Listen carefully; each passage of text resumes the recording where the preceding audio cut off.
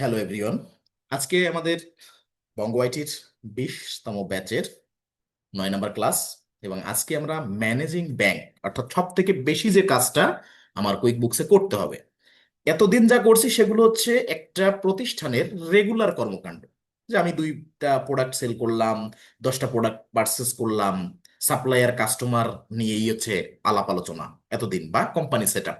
তার মানে পার্টিকুলারলি আপনি কিন্তু আলাদা আলাদা ধরনের অর্ডার পাবেন কুইক বুকসে। কেউ আপনাকে ইনভয়েস, বাল্ক ইনভয়েসের কাজ দিবে, বা ইনভয়েস, শুধু ইনভয়েস না, অনেকে কেউ ট্রানজেকশন বেসিসে কাজ দিবে, যে আমার এতগুলো ইনভয়েস আছে, এতগুলো বিল আছে, বা এতগুলা মানে আমার কি বলে এক্সপেন্স আছে, এতগুলো সেলস রিসিপ্ট আছে, এরকম দিবে। এমন না যে শুধু ইনভয়েস, শুধুটাও দিতে পারে যদি কেউ করাতে চায়। মানে এটা ক্লায়েন্টের উপরে নির্ভর করবে যে তার কাছে আপনাকে দিয়ে করানোর মতো কি আছে, কি কাজ আছে।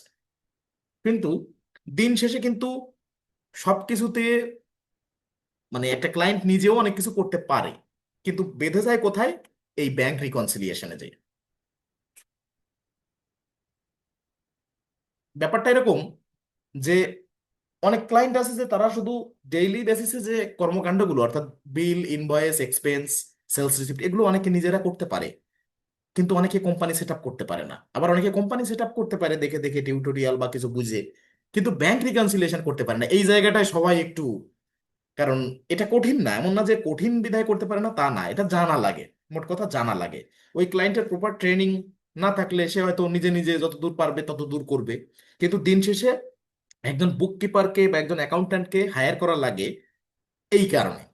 তার মানে ম্যানেজিং ব্যাংকের ভিতরে শুধু ব্যাংক রিকনসিলিয়েশনই নাই, অনেক প্রতিষ্ঠানে শুধু একটাই করায় যে ব্যাংক রিকনসিলিয়েশন। আমরা ব্যাংক, পেপাল, ক্রেডিট কার্ড, তিনটাই করব। এ বাদেও আরো আছে।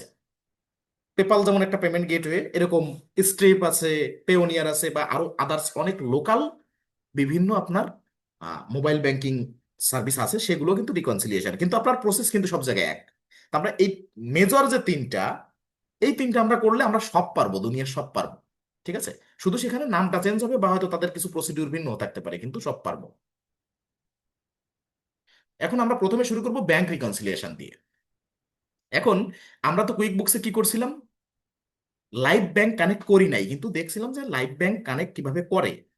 এখন আজকে দেখতে হবে আমার, যে আগে তো মানে সংক্ষেপে দেখছিলাম, আজকে ডিটেইলে একটু দেখবো কিভাবে লাইভ ব্যাংক কানেক্ট করতে হয় কুইক বুকসে।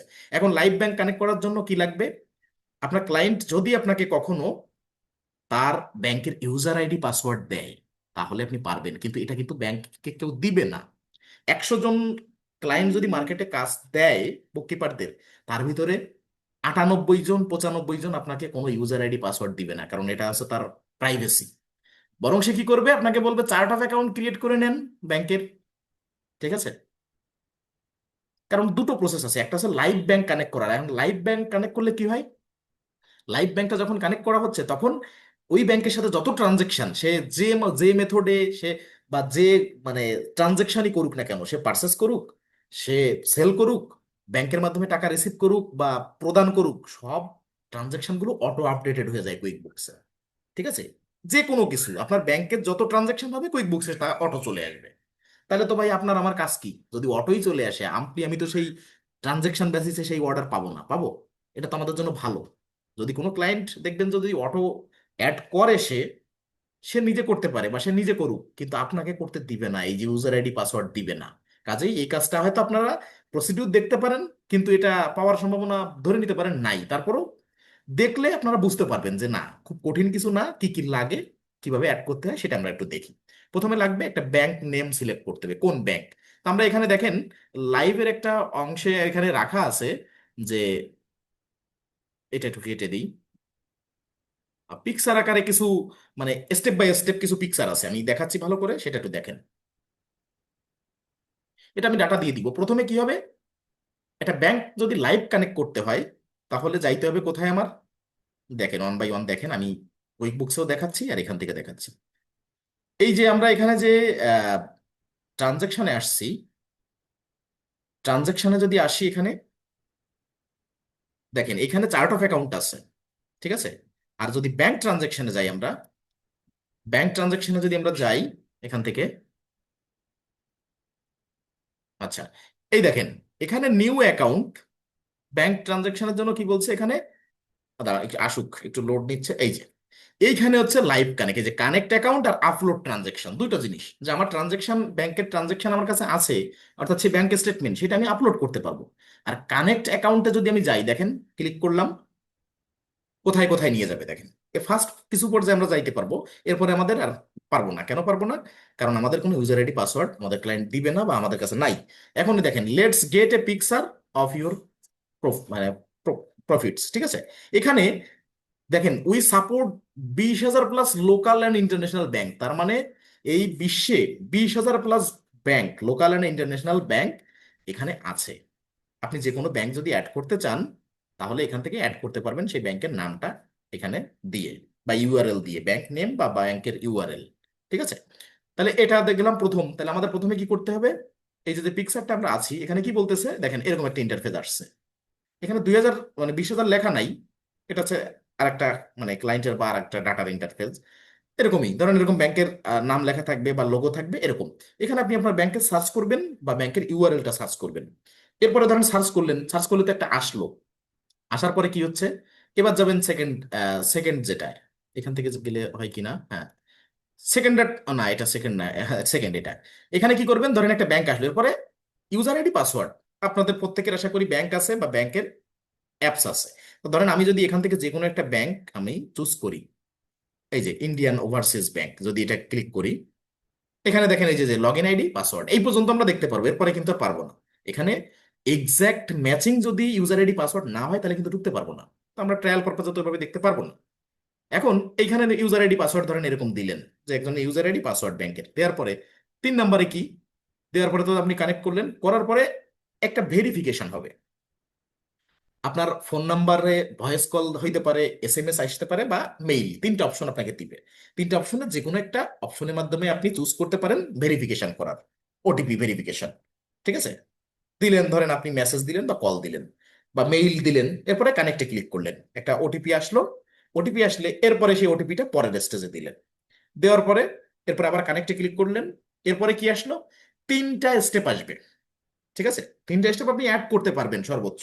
তার মানে এখানে চেকিং মানে কি, কারেন্ট অ্যাকাউন্ট যেটা, সেভিং, তো সেভিংই, আর ক্রেডিট কার্ড, এই 3টা আপনি এখানে অ্যাড করতে পারবেন। আমরা জানি যে চেকিং মানে কারেন্ট অ্যাকাউন্ট, ঠিক আছে, ব্যাংকের যে কারেন্ট অ্যাকাউন্ট গুলো, এটা চেকিং অ্যাকাউন্ট তার একটা নাম। আর সেভিং তো আছেই, আর ক্রেডিট কার্ড, এরকম 3টা অপশন আপনি এখান থেকে চুজ করে করে, ধরেন এই একটা ফরম্যাট থাকবে প্রথমে, যে which account do you want to connect, এটা চেকিং, আপনি চেকিং এটা চুজ করলেন, বা আপনার ডিফল্টে ধরেন চার্ট অফ অ্যাকাউন্ট অ্যাড করা আছে, ঠিক আছে। চার্ট অফ অ্যাকাউন্টও অ্যাড করা আছে, এখন সেটা লাইভ কানেক্ট করতেছেন, তাহলে আগে চার্ট অফ অ্যাকাউন্ট অ্যাড করে সেই অ্যাকাউন্টটা আপনার এখানে আসবে, আপনি এখান থেকে চুজ করবেন। চুজ করার পরে সেই অ্যাকাউন্টটা এখানে যখন দিবেন, বা ইউজার আইডি পাসওয়ার্ড তো দিয়েছেন তাতেও আসবে, আবার চার্ট অফ অ্যাকাউন্ট থেকেও আসবে। আসার পরে এখানে এটা কোন ধরনের অ্যাকাউন্ট আপনার, চেকিং না ক্রেডিট কার্ড নাকি সেভিং নাকি ট্রাস্ট অ্যাকাউন্ট না মানি মার্কেট, যে কোনোটা চুজ করতে পারেন। যেমন এখানে ক্রেডিট কার্ড দ্বিতীয়টা, আমরা এখানে ক্রেডিট কার্ড সিলেক্ট করতেছি, সেরকম একটা পিকচার। প্রথমটা চেকিং ছিল বিধায় আমরা চেকিং সিলেক্ট করে দিয়ে আসছি। তার মানে কোনটা কোন ধরন, সেই ধরনটা সিলেক্ট করতে হবে। তারপরে এখানে আসতে হবে ইআরএ। ইআরএ কি আছে, ধরেন আমি দুটো উপরে চুজ করছি, পার্সোনাল সেভিং এটাও চুজ করছি। এখন ইয়ার, ইয়ার বলতে আপনার এই যে ডেট রেঞ্জটা কখন থেকে কখন, ঠিক আছে, আপনি কখন থেকে কখনের ডাটা এর ভিতরে আনতে চাচ্ছেন বা কিছু এরকম। এখন এই ডেট রেঞ্জটা কিভাবে দিতে হবে দেখেন, এখানে কয়েকটা ফরম্যাট পাবেন। টুডে, অর্থাৎ আপনি যে আপলোড করবেন ট্রানজাকশন, বা আপনি ট্রানজাকশন গুলো কুইক বুকসে নিয়ে আসবেন যা আপনার ব্যাংকে আছে, প্রিভিয়াস ট্রানজাকশন।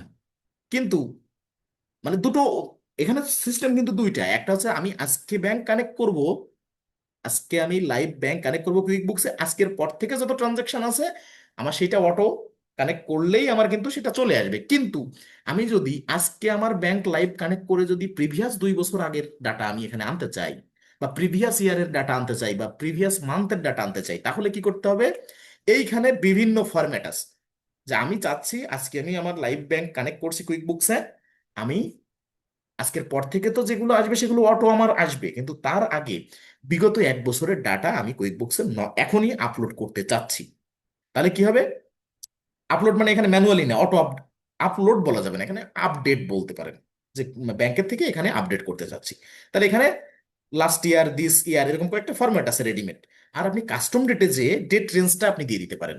যে 1/1/2018 থেকে অ্যাট প্রেজেন্ট আজকের ডেট দিতে পারেন। তাহলে আপনার প্রিভিয়াস সব ডাটা এখানে চলে আসবে। তারপরে আপনি কানেক্ট দিবেন, অর্থাৎ এটা ডেট রেঞ্জ দিয়ে, এই অ্যাকাউন্ট দেওয়ার পরে ডেট রেঞ্জ দিবেন, তারপরে কানেক্ট দিয়ে এরপরে নেক্সট করবেন।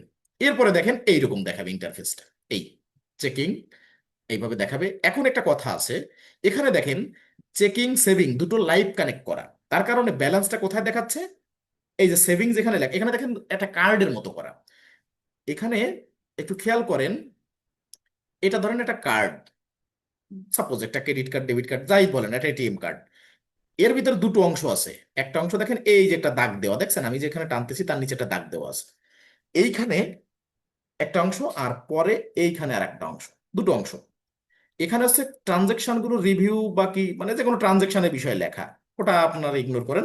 কিন্তু ব্যালেন্সটা দেখেন যে এই অ্যাকাউন্টে কত টাকা আছে, সেই ব্যালেন্সটা কোথায়, এই বড় যে অংশ, ধরেন পুরো কার্ডটা দুইটা অংশ, এটা একটা উপরে একটা। তো উপরের এই যে চেকিং যেখানে লেখা, যেটা চেকিং অ্যাকাউন্ট, তার নিচেই টাকাটা আছে। এটা এটা আপনি বুঝবেন কিভাবে, যে একবারে তাকায় যদি আপনার বুঝতে হয় যে কোনো ক্লায়েন্টের আপনি অ্যাকাউন্টে কাজ করতেছেন, সে আপনাকে অ্যাক্সেস দিয়েছে, এখন তার ব্যাংকটা লাইভ কানেক্ট করা নাকি চার্ট অফ অ্যাকাউন্টের মাধ্যমে অ্যাড করা, আপনি কিভাবে বুঝবেন? এইভাবে এই টাকাটা দেখে, এই ফিগারটা দেখে বুঝতে পারবেন যে এই যে চেকিং অ্যাকাউন্ট, চেকিং অ্যাকাউন্টের অর্থাৎ এই যে যে কার্ডটা, পুরো যে কার্ডটা দুটো পার্ট, প্রথম পার্টে বড় যে পার্টটা, সেই অ্যাকাউন্টের নামের নিচে যদি টাকা লেখা থাকে তাহলে বুঝবেন লাইভ কানেক্ট করা। আর যদি টাকাটা এই যে যেখানে রিভিউ 10 ট্রানজাকশন, এইখানে এই পাশে হোক, ডান পাশে হোক, বাম পাশে হোক, এইখানে কোনো জায়গায় লেখা থাকে, তাহলে বুঝবেন এটা চার্ট অফ অ্যাকাউন্টের মাধ্যমে অ্যাড করা। আশা করি বুঝতে পারছেন যে নিচের যে পোর্শন, এখানের এই ডাইন সাইডে হোক বাম সাইডে হোক, এখানে যদি টাকার পরিমাণ লেখা থাকে তাহলে বুঝবেন এটা চার্ট অফ অ্যাকাউন্টের মাধ্যমে শুধু অ্যাড করা। আর যদি উপরের অংশে লেখা থাকে অ্যাকাউন্টের নামের নিচে, তখন বুঝবেন এটা লাইভ কানেক্ট করা। সবচেয়ে সহজ উপায় বোঝার যে আমি যে ক্লায়েন্টের কাজ করছি তার এই ব্যাংকটা লাইভ কানেক্ট করা নাকি চার্ট অফ অ্যাকাউন্টের মাধ্যমে অনলি অ্যাড করা। আচ্ছা, তাহলে বুঝলেন এটা, এই দুটো যেহেতু লাইভ কানেক্ট করা, আমরা উপরে দেখতে পাচ্ছি টাকার ফিগারটা। তো এই ছিল হচ্ছে প্রসেস, 8টা স্টেপ বাই স্টেপ ইমেজ, যে লাস্টে আপলোড করে দিলে এরকম হবে। আর এই যে রিভিউ 10 ট্রানজাকশন, মানে ধরেন আমি একটা ডেট রেঞ্জ দিয়েছি, সেই ডেটের ভিতরে যত ট্রানজাকশন আছে সেগুলো আমি চাচ্ছি এখানে আপলোড হোক। তা সেইটা আপলোড হয়ে কিন্তু রিভিউ প্যানেলে থাকে, এখানে রিভিউ, ক্যাটাগরাইজড, এক্সক্লুডেড, এগুলো আমরা স্টেপ বাই স্টেপ এখন জানবো। জাস্ট কানেক্ট কিভাবে করতে হয় স্টেপ বাই স্টেপ আমরা দেখলাম, লাইভ কানেক্ট করা। ওকে, এখন আমরা এখান থেকে কেটে দিই, যেহেতু আমাদের ইউজার আইডি পাসওয়ার্ড কোনোটা মানে ক্লায়েন্ট দিবে না, আমরা এটা পারবো না। এখন আমাদের কাজ কি, এখানে কিন্তু স্টেপ বাই স্টেপ এই সেই জিনিসগুলো আমরা আলোচনা করলাম এতক্ষণ, ঠিক আছে? এখানে পড়ে দেখবেন সবকিছু যা যা আমরা এই 8টা স্টেপ দেখছি সেইগুলোই আছে। কিন্তু এখন আমরা করবো কি, ম্যানুয়ালি। আমরা লাইভ যেহেতু কানেক্ট করতে পারবো না, অ্যাক্সেস দিবে না, তারপরে যদি কোনো কেউ দেয় বা সে যদি জুমে আসে, আমি এইভাবে স্টেপ বাই স্টেপ এই ইনফরমেশন গুলো তাকে দিতে বলবো, আমি ইনস্ট্রাক্ট করবো তাকে, সে দিলে সেটা অ্যাড করতে পারবে যদি কেউ অ্যাড করতে চায়। এবার আসি ম্যানুয়ালি ইম্পোর্ট ব্যাংক ডাটা। তাহলে আমরা ম্যানুয়ালি কিভাবে করবো? চার্ট অফ অ্যাকাউন্টে তো ধরেন আমার ব্যাংক আছে, সেইটাকে আমি কিভাবে এই প্যানেলে আনবো? তার আগে আমাদের জানতে হবে যে আমরা যে ব্যাংক রিকনসিলিয়েশনে আসছি এটার ডেফিনেশন কি বা কি বলতেছে। বলছে হোয়াট ইজ ব্যাংক রিকনসিলিয়েশন এবং how to generate bank reconciliation. Bank reconciliation কি এবং এটা কিভাবে জেনারেট করে। এখন ইংরেজিতে অনেক সংজ্ঞা টঙ্গা বিভিন্ন কিছু লেখা আছে, মূল কথা সহজে বুঝতে হবে এটা। এটা যে যত সহজে বুঝবেন তার বুক কিপিং জার্নি তত বেটার হবে। সেটা হচ্ছে, দেখেন আপনার আমার প্রত্যেকের কম বেশি একটা ব্যাংক আছে, ব্যাংক অ্যাকাউন্ট।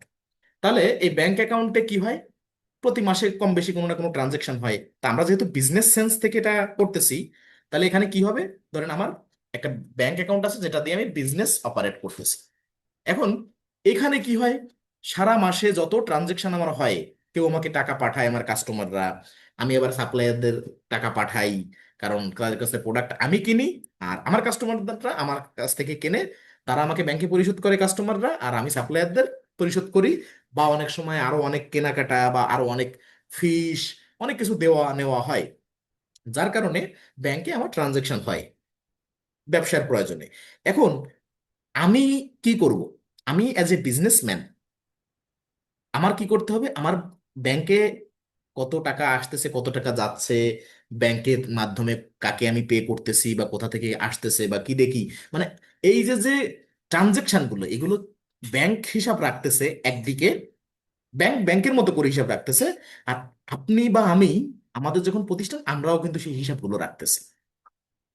এই দুই দিকে কিন্তু একই হিসাব রাখা হচ্ছে। কিন্তু মাস শেষে কি হচ্ছে, ব্যাংক কি দিচ্ছে আমাকে? মান্থলি ব্যাংক স্টেটমেন্ট দিচ্ছে, যে মান্থলি যত ট্রানজেকশন আমরা করছি তার একটা স্টেটমেন্ট ব্যাংক আমাদের দিচ্ছে, প্রতি মাসেই দিচ্ছে এটা। ঠিক আছে, মাস শেষে দিচ্ছে, বা এই মাসের 1 তারিখ থেকে 30 তারিখ হয়ে গেছে, 30 তারিখের পরে পরবর্তী মাসের 1-2 তারিখের ভিতরেই আমরা সেই স্টেটমেন্ট ডাউনলোড করতে পারি বা আমাদের ব্যাংকিং প্যানেলে থাকে। এখন ব্যাংক কি করতেছে, সারা মাসে যত ট্রানজেকশন আমি করছি ব্যাংকের মাধ্যমে, সব ট্রানজেকশন সে কি করলো, সে একটা স্টেটমেন্ট আমাকে দিল। এদিকে আমি আমার প্রতিষ্ঠানে কি করতেছি, আমার ব্যাংকের হিসাব নিকাশ কোনো একটা সফটওয়্যারে বা এক্সেলে বা যে কোনো ভাবে, ম্যানুয়ালি হোক বা সফটওয়্যার ভাবে হোক, আমি সেটা রেকর্ড করে রাখতেছি। যে শুধু ব্যাংকের উপরে তো ছেড়ে দিলে হবে না, আমারও তো প্রতিষ্ঠান, আমারও তো হিসাব রাখতে হবে। তাহলে আপনি অন্য ধরেন সমস্ত বাই সেল সবকিছুর হিসাব রাখতেছেন, পাশাপাশি ব্যাংকের মাধ্যমে আপনার গিভ অ্যান্ড টেক বা ট্রানজেকশন যাই কিছু বলেন, সেটারও আপনি হিসাব রাখতেছেন। এই যে আপনার যে হিসাব রাখতেছেন, দিন শেষে কিসের হিসাব রাখতেছেন? আপনার ব্যাংক অ্যাকাউন্টের ট্রানজেকশনের হিসাব আপনি একদিকে রাখতেছেন, আপনার ব্যাংক যেটা, সে ব্যাংকও আবার রাখতেছে। মাস শেষে ব্যাংক আপনাকে যে স্টেটমেন্টটা দিচ্ছে, ব্যাংক থেকে দিচ্ছে, আর আপনি আপনার মতো করে আপনার সফটওয়্যারে ধরেন মিলাচ্ছেন। এই যে যে দুইটার ভিতরে, ব্যাংক কিন্তু একটাই, বা ব্যাংক অ্যাকাউন্ট একটাই। একদিকে ব্যাংক অ্যাকাউন্ট যেটা, সেই ব্যাংক অ্যাকাউন্টের নির্ধারিত ব্যাংক সারা মাসের ট্রানজেকশন গুলোর একটা স্টেটমেন্ট আপনাকে দিচ্ছে, আর আপনিও সারা মাস ধরে এই স্টেটমেন্ট গুলো, ট্রানজেকশন গুলোর স্টেটমেন্ট রেকর্ড করছেন আপনার সফটওয়্যারে। এই আপনার বুককে বলা হয় ব্যাংক বুক। সরি, এখানে একটা ইয়ে আছে, সরি, বুক ব্যালেন্স আর হচ্ছে ব্যাংক ব্যালেন্স। মেবি আমার টার্মটা আছে, একটু তালগোল পাকায় যায়, ঠিক আছে। বুক ব্যালেন্স আর ব্যাংক, এই যে, হ্যাঁ, ব্যাংক ব্যালেন্স আর বুক ব্যালেন্স, অর্থাৎ আপনি যেটা সংরক্ষণ করতেছেন আপনার প্রতিষ্ঠানের সফটওয়্যারে আপনার ব্যাংকের জন্য ট্রানজেকশন গুলোর জন্য, সেটা হচ্ছে বুক ব্যালেন্স, যা আপনার বই, হিসাবের বই। আর ব্যাংক ব্যালেন্স বলতে ব্যাংক অ্যাকাউন্ট যেটা, মানে যে ব্যাংকেরই অ্যাকাউন্ট তারাই যেটা করতেছে আপনার হয়ে, আপনার ব্যাংকের অ্যাকাউন্টের হিসাব যারা রাখছে, সেটা হচ্ছে ব্যাংক ব্যালেন্স। ঠিক আছে, ব্যাংক ব্যালেন্সের সাথে বুক ব্যালেন্স, মানে ব্যাংকের স্টেটমেন্টের সাথে আপনার স্টেটমেন্ট, এই যে এর ভিতরে যদি কোনো গ্যাপ থাকে, সহজ কথায় এই গ্যাপটা খোঁজার নামই হচ্ছে ব্যাংক রিকনসিলিয়েশন। এই সংজ্ঞাগুলো মাথার উপর দিয়ে যাক, বা বোঝেন না বোঝেন ব্যাপার না, এইটুকু বুঝলে, সহজ কথায় এতক্ষণ ধরে এত ডিটেলসে বোঝানোর কারণ যে একটু সহজ করে দেওয়া। যে আপনার একটা ব্যাংক অ্যাকাউন্ট আছে, ধরেন সিটি ব্যাংকে, আপনি ব্যবসায়ী, আপনি ব্যবসা করেন, ওই ব্যাংকের মাধ্যমেই আপনি ট্রানজাকশন করেন। এখন সিটি ব্যাংকে আপনার যে অ্যাকাউন্টটা আছে, সিটি ব্যাংক কি করতেছে, ধরেন আব্দুল আলিম সাপোজ আপনার নাম।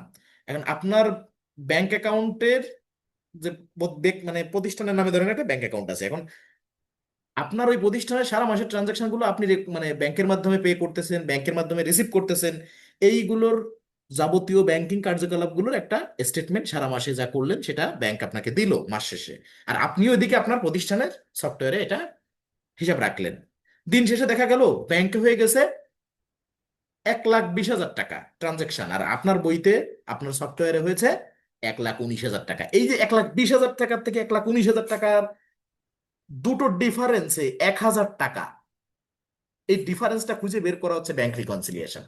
এখন কেন, কি কারণে, কি কি নির্ধারিত সুনির্দিষ্ট কারণে এই রিকনসিলিয়েশন করতে হয়, এবং কি কি কারণে আমাদের ব্যাংক রিকনসিলিয়েশনে গ্যাপ থাকে, এটার কারণগুলো আমরা জানবো। তার মানে আমাদের দরকার হচ্ছে গ্যাপ খোঁজা, যে আমার প্রতিষ্ঠানের হিসাবের বইতে এবং ব্যাংক স্টেটমেন্টে এই দুটোর ভিতরে কি গ্যাপ আছে, গ্যাপ আছে কিনা। আগে হচ্ছে গ্যাপ আছে কিনা, যদি থেকে থাকে কোথায় গ্যাপ আছে, এটা খোঁজা হচ্ছে ব্যাংক রিকনসিলিয়েশন, এই পুরো পূর্ণ প্রসেসটা ব্যাংক রিকনসিলিয়েশন। এখন কি কি কারণে, আমার তো যেহেতু ব্যাংক রিকনসিলিয়েশন করতে হবে, তাহলে আমার তো জানতে হবে যে ব্যাংক রিকনসিলিয়েশন করবো যে কি কি কারণে আমার এই গ্যাপটা হয়, হবে বা হয়ে থাকে। এই গ্যাপ জানলে তাহলে আমার সেক্টরগুলো আমি ধরতে পারবো সহজে। এখন আসি যে causes of difference between bank book and bank statement. কোথাও বুক ব্যালেন্স বলছে, আবার কোথাও বলছে যে ব্যাংক বুক। ব্যাংক বুকটা আবার আপনি নিজে সংরক্ষণ করছেন সেইটা, আর ব্যাংক স্টেটমেন্ট ব্যাংক দিচ্ছে, ঠিক আছে। ওই বুক ব্যালেন্স আর ব্যাংক বুক, ব্যাংক ব্যালেন্স বুক ব্যালেন্স এই দুটো আলাদা। অর্থাৎ ব্যাংক ব্যালেন্স যখন বলবে তখন ব্যাংক আপনার অ্যাকাউন্টের যে টাকাটার হিসাব রাখতেছে সেটা ব্যাংক ব্যালেন্স, আর বুক ব্যালেন্স হচ্ছে আপনি আপনার ব্যাংকের টাকার হিসাব নিজে রাখতেছেন, বা আপনার প্রতিষ্ঠান থেকে রাখা হচ্ছে এইটা। আবার এখানে ব্যাংক বুক আর ব্যাংক স্টেটমেন্ট কি, ব্যাংক বুক হচ্ছে ব্যাংকের কাছে, মানে মানে আপনার যে ব্যাংক বুকটা আপনি সংরক্ষণ করতেছেন নিজের প্রতিষ্ঠানে, আর ব্যাংক স্টেটমেন্ট হচ্ছে ব্যাংক যেটা আপনাকে দিচ্ছে। ঠিক আছে, যাকে টার্মগুলো একটু মনে রাখলে হবে আর কি। এই এখন আসি যে এই দুটোর ভিতরে তফাৎটা কি কি কারণে হয়। এই তফাৎগুলো জানলে আপনি সহজে কাজ করতে পারবেন। প্রথম, outstanding check pay to suppliers. Suppliers হোক বা যে কোনো, যে কাউকে আপনি পে করলেন, তা বিজনেসের খাতায় সাপ্লায়ার্সটাই আর কি এখানে আসে। এখন বিষয়টা কি, ধরেন সহজে একটা উদাহরণ দিয়ে আমি প্রত্যেকটা বিষয় বোঝাবো। ব্যাংক তো 1 তারিখ টু 30 তারিখ বা 31 তারিখ, কোনো মাস 30 দিনে বা কোনো মাস 31 দিনে, আবার ফেব্রুয়ারি মাসে আবার চেঞ্জ আছে 28 29 দিন। আমি ফেব্রুয়ারি বাদ দিলাম, ধরে নেন স্ট্যান্ডার্ড 30 দিনে মাস। এখন এই 30 দিনে মাস হলে এইখানে ধরেন ব্যাংক তো আমার 30 তারিখের পরে 30 তারিখ পর্যন্ত, 1 তারিখ থেকে 30 তারিখ পর্যন্ত যত ট্রানজাকশন সবগুলোর আমাকে ব্যাংক হিসাব রাখতেছে। এখন আমি একটা কাজ করলাম কি, যে আমি আমার ব্যাংকের চেকের মাধ্যমে আমি কোনো সাপ্লায়ারের কাছ থেকে প্রোডাক্ট নিয়েছিলাম বাকিতে, আমি সেটা পে করলাম। কবে পে করলাম, ধরেন ঠিক 28 তারিখে পে করলাম। আমি একটা চেক আমার সাপ্লায়ারকে দিছি, কিন্তু ওই সাপ্লায়ার কি করছে, ওই দিন চেকটা ব্যাংকে জমা দি নাই। 28 তারিখে দি নাই, 29 তারিখে দি নাই, 30 তারিখে দি নাই, ওনার ড্রয়ারে রেখে দিয়েছে বা অফিসে রেখে দিয়েছে, বা যে কোনো কারণে সে ব্যাংকের চেকটা ব্যাংকে জমা দি নাই ওই নির্ধারিত মাসে। উনি কি করছে, পরের মাসে যে 2 তারিখে বা 1 তারিখে জমা দিছে। এখন পরের মাসে যে 2 তারিখে বা 1 তারিখে যদি জমা দেয়, তাহলে কি হচ্ছে ব্যাপারটা দেখেন, টাকা তো সে পাবে, যদি আপনার অ্যাকাউন্টে টাকা থাকে টাকা টাকা পাবে, এটা সেইটা আমরা ধরতেছি না, ইস্যু ওইটা না। ইস্যুটা হচ্ছে এই, যে আপনি যখন টাকা দিয়েছেন আপনার ব্যাংকে, ধরেন ছিল 90,000 টাকা, সাপোজ 10,000 টাকার আপনি চেক দিয়ে দিলেন 28 তারিখে, তাহলে থাকা কথা কত, আপনার ব্যাংকে 80,000 টাকা থাকা কথা মাস শেষে। যে আপনি টাকা মানে চেক দিয়ে দিয়েছেন, মানে আপনি তো মনে করছেন সাপ্লাইয়ের টাকা উঠাই নিবে, কিন্তু উনি যখন উঠাই নাই, আপনি আপনার প্রতিষ্ঠানের সফটওয়্যারে লিখলেন যে আমার 90,000 টাকা ছিল, সেখান থেকে 10,000 টাকা মাইনাস করে আপনি দেখালেন যে আমি চেক দিয়ে দিছি সাপ্লায়ারকে, তাকে পেও করে দেখালেন আপনি সফটওয়্যারে, আপনার সফটওয়্যারে। কিন্তু ব্যাংক কি করবে, ব্যাংক থেকে যদি টাকা তোলা না হয়, তাহলে তো ব্যাংক তো কমাবে না। আপনি চেক 10 জনকে দিতে পারেন, 10 জনের কেউ টাকা তুলতে পারে কেউ নাও তুলতে পারে। এখন ব্যাংক তখনই আপনার ট্রানজেকশনে এটা এন্ট্রি করবে যখন এটা কার্যকারীভাবে ব্যাংকে থেকে উইথড্র করা হবে বা চেকটা জমা দেওয়া হবে ব্যাংকে। এখন দেখা যাচ্ছে যে আপনি 28 তারিখে যে চেকটা দিয়েছেন সেই চেকটা ওই সাপ্লায়ার জমা দেয় নাই 28 তারিখে, 30 তারিখেও দেয় নাই, পরের মাসে যে দিচ্ছে। এখন পরের মাসে দিক না দিক সেটা আমাদের পরের বিষয়। তা আপনি তাহলে হিসাব করতেছেন 90,000 থেকে 80,000 আছে আপনার সফটওয়্যারে, আর দিন শেষে 30 তারিখে আপনাকে যখন ব্যাংক স্টেটমেন্ট পাচ্ছেন, বা 30 তারিখের স্টেটমেন্টটা 1 তারিখে, সব পুরো মাসের স্টেটমেন্ট পরবর্তী মাসের 1 তারিখে পাচ্ছেন যখন, তখন দেখলেন কি হলো, আমি 80,000 টাকা হলো আমার সারা মাসের ট্রানজেকশনে, আর ব্যাংকে দেখাচ্ছে যে 90,000 টাকা আছে আমার ব্যালেন্স। তাহলে এই 10,000 টাকা গ্যাপ কিসে, তখন তো আপনি খুঁজবেন। খোঁজার প্রথম পয়েন্টটাই এই যে আউটস্ট্যান্ডিং চেক। যে আমি, তখন আপনি যখন খুঁজে পাবেন যে ওহ, আমি তো এনাকে একটা কার্ড দিয়েছিলাম বা চেক দিয়েছিলাম, উনি উইথড্র মানে করেনি, বা কার্ডটা সরি চেকটা ব্যাংকে জমা দেয়নি, তখন কিন্তু আপনি সহজে ধরতে পারবেন। তাহলে এই কারণে আমার এখানে 80,000 হয়েছে আর ব্যাংকে 90,000 আছে। এই যে যে 10,000 আপনি ধরতে পারলেন, এটা কোথা থেকে, আউটস্ট্যান্ডিং চেক। যে আমি সাপ্লায়ারকে যে কোনো চেক দিলে সে যদি নির্ধারিত মাসে চেকটা ব্যাংকে জমা না দেয়, তারপরে যে পরবর্তী মাসের দিক আর 10 মাস পরে যে দিক সেটা ব্যাপার না, ওই নির্ধারিত মাসের চেক যদি নির্ধারিত মাসেই যদি না দেয় জমা, তাহলে এটা আউটস্ট্যান্ডিং চেক হিসেবে আপনার হিসাবের বইতে এবং ব্যাংকের হিসাবের স্টেটমেন্টে ডিফারেন্স হয়। এটা প্রথম কারণ। ওকে, ডিফারেন্স হওয়ার। তাহলে এটা আমরা বুঝলাম, সহজে বুঝতে হবে বিষয়টা। এটা টার্মটা হচ্ছে আউটস্ট্যান্ডিং চেক। এরপরে কি, ব্যাংক সার্ভিস চার্জ।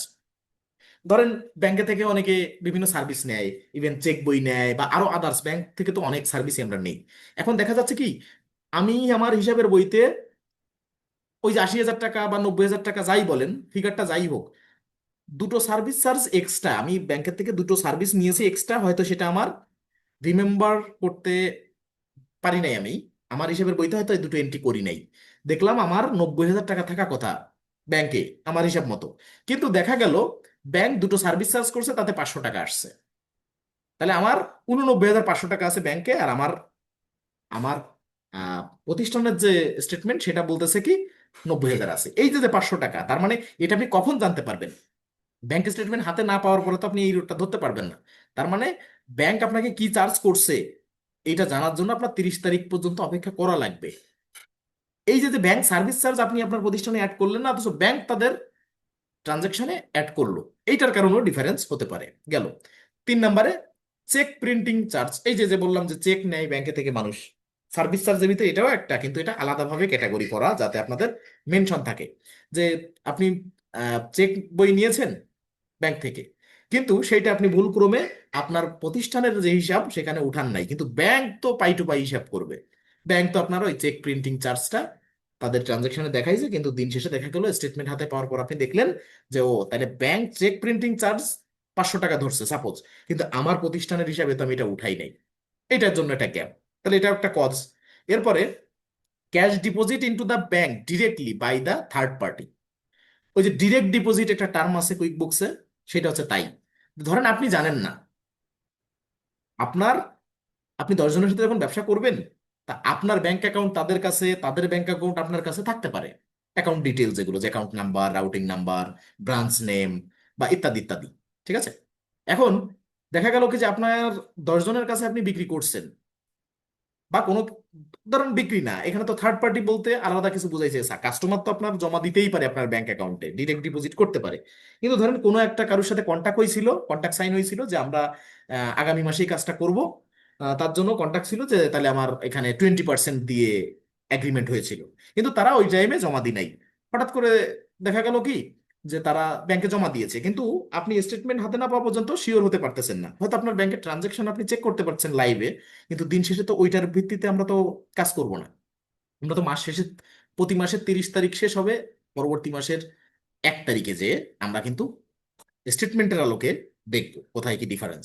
এখন সেক্ষেত্রে দেখা যাচ্ছে আপনি স্টেটমেন্ট পাওয়ার আগ পর্যন্ত এটা অবগত না যে আপনার ব্যাংকে কেউ, কোনো থার্ড পার্টি কেউ জমা দিয়েছেন, ডিরেক্ট জমা দিয়েছে, চেক দিনে ডিরেক্ট ডিপোজিট করে দিয়েছে আপনার ব্যাংক অ্যাকাউন্টে।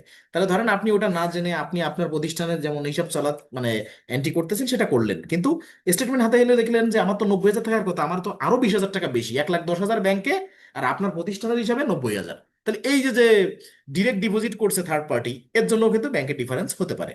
এরপরে, ডিজনার অফ চেক। এই ডিজনার মানে চেক ডিজনার তো ব্যাপারটা আমরা জানি, এটা একটা মানে বহুল আলোচিত বিষয়, কিন্তু এটা কি, রিসিভ ফ্রম কাস্টমার। এটা একটা আর একটার উল্টা। তা উল্টা হইলেও এখানে কিছু মানে আহ, ব্যতিক্রম আছে, সেটা হচ্ছে এই যে ধরেন আপনি প্রোডাক্ট বিক্রি করছিলেন আপনার কাস্টমারের কাছে 10 তারিখে, সাপোজ 10 তারিখে বিক্রি করছেন 1 মাসের টার্মে, কিন্তু উনি আমাকে আপনি কি করলো, আপনাকে 20 তারিখে চেক দিয়ে দিল। আপনি 5,000 টাকার প্রোডাক্ট বিক্রি করছেন বাকিতে, উনি ধরেন 20 তারিখে এসে 5,000 টাকার একটা চেক দিল। এখন আপনি 20 তারিখে টাকা মানে ওই চেকটা আপনাকে যে চেকটা দিয়েছে সেই টাকা মানে সে চেকের টাকাটা আপনি 20 তারিখে উইথড্র করলেন না বা ব্যাংকে জমা দিলেন না আপনার সে চেকটা, যেটা আপনাকে কাস্টমার দিয়েছে। তাহলে কি হবে, ধরেন ওটা চেকে যতক্ষণ জমা না দিচ্ছেন ততক্ষণ তো পর্যন্ত আপনি ওই ক্যাশ করতে পারতেছেন না ওই টাকাটা। এখন দেখা গেল 20 তারিখে আপনাকে চেক দিয়েছে। ব্যবসা ক্ষেত্রে কি হয়, এই আজকে দেখা যাচ্ছে যে কোনো কাস্টমার বা কোনো সাপ্লায়ারের অ্যাকাউন্টে টাকা আছে, ব্যাংক অ্যাকাউন্টে টাকা আছে 10 লাখ সাপোজ, কালকে দেখা যাচ্ছে যে কোনো কাজে এটা খরচ হয়েছে, আবার পরের দিন আবার ডিপোজিট হইতে পারে। এরকম অনেক সময় দেখা যাচ্ছে যে ডাউন হয়ে যায় ফিগারটা। ধরেন আপনার কোনো কাস্টমারের কাছে আপনি বিক্রি করছিলেন 5,000 টাকা বাকিতে 10 তারিখে, সেটা 20 তারিখে আপনাকে চেক দিল, কিন্তু আপনি 20 তারিখে চেকটা ব্যাংকে জমা দেন নাই, 21 22 তারিখে দেন নাই, আপনি 23 তারিখে চেক মানে চেকটা জমা দিয়েছেন ব্যাংকে, কিন্তু ওই মুহূর্তে ওই কাস্টমারের ব্যাংক অ্যাকাউন্টে 5,000 টাকা নাই। আপনি যখনই ব্যাংকটা, সরি, যখনই আপনি চেকটা নিয়ে ব্যাংকে যাবেন এবং ব্যাংকে জমা দিবেন, তখন এই চেকটা ডিসঅনার হতে পারে তখন যখন ওই চেকের যে মানে ব্যাংক হোল্ডার, ঠিক আছে, তার যদি অ্যাকাউন্টে পর্যাপ্ত টাকা না থাকে, সাথে সাথে কিন্তু ওই চেকটা ব্যাংক ডিসঅনার করবে। ঠিক আছে। তো এই কারণেও কিন্তু আপনার কি হতে পারে, মানে এই যে ব্যাংক, ব্যাংকের সাথে আপনার এই আর এসে, সরি, ব্যাংক স্টেটমেন্টের সাথে আপনার প্রতিষ্ঠানের হিসাবের মানে গরমিল হতে পারে। ঠিক আছে, এটাও একটা কারণ। এরপরে আছে কি, ইন্টারেস্ট অফ ব্যাংক ডিপোজিট। ধরেন আপনার ব্যাংকের শুধু যে মানে আপনার ট্রানজেকশন করেন তা না, কিছু ডিপোজিটে ধরেন আপনার 10 লাখ টাকা আছে, তার উপরে কিছুটা ইন্টারেস্ট দেয় ব্যাংক। এখন দেখা যাচ্ছে যে আপনি তো দেখতেছেন যে না, আমার কারেন্ট অ্যাকাউন্টের তো ন্যূনতম একটা পার্সেন্টেজ থাকে, বা অনেক সময় সেভিং অ্যাকাউন্ট থেকেও মানুষ ব্যাংক পরিচালনা করে, আবার কারেন্ট অ্যাকাউন্ট থেকে ম্যাক্সিমাম বেশি করে। এখন দেখা যাচ্ছে যাই আছে আপনার অ্যাকাউন্টে, তার উপরে ধরেন আপনাকে 5,000 টাকা মান্থলি ইন্টারেস্ট দিয়েছে, কিন্তু এটা আপনি অবগত না, বা আপনি স্টেটমেন্ট না পাওয়া পর্যন্ত জানেন না। দেখা যাচ্ছে আপনি আপনার মতো হিসাব করে বসে আছেন যে আপনার ব্যাংকে সর্বশেষ টাকা আছে 10 লাখ, কিন্তু স্টেটমেন্ট পাওয়ার পরে দেখলেন 10,05,000 আছে।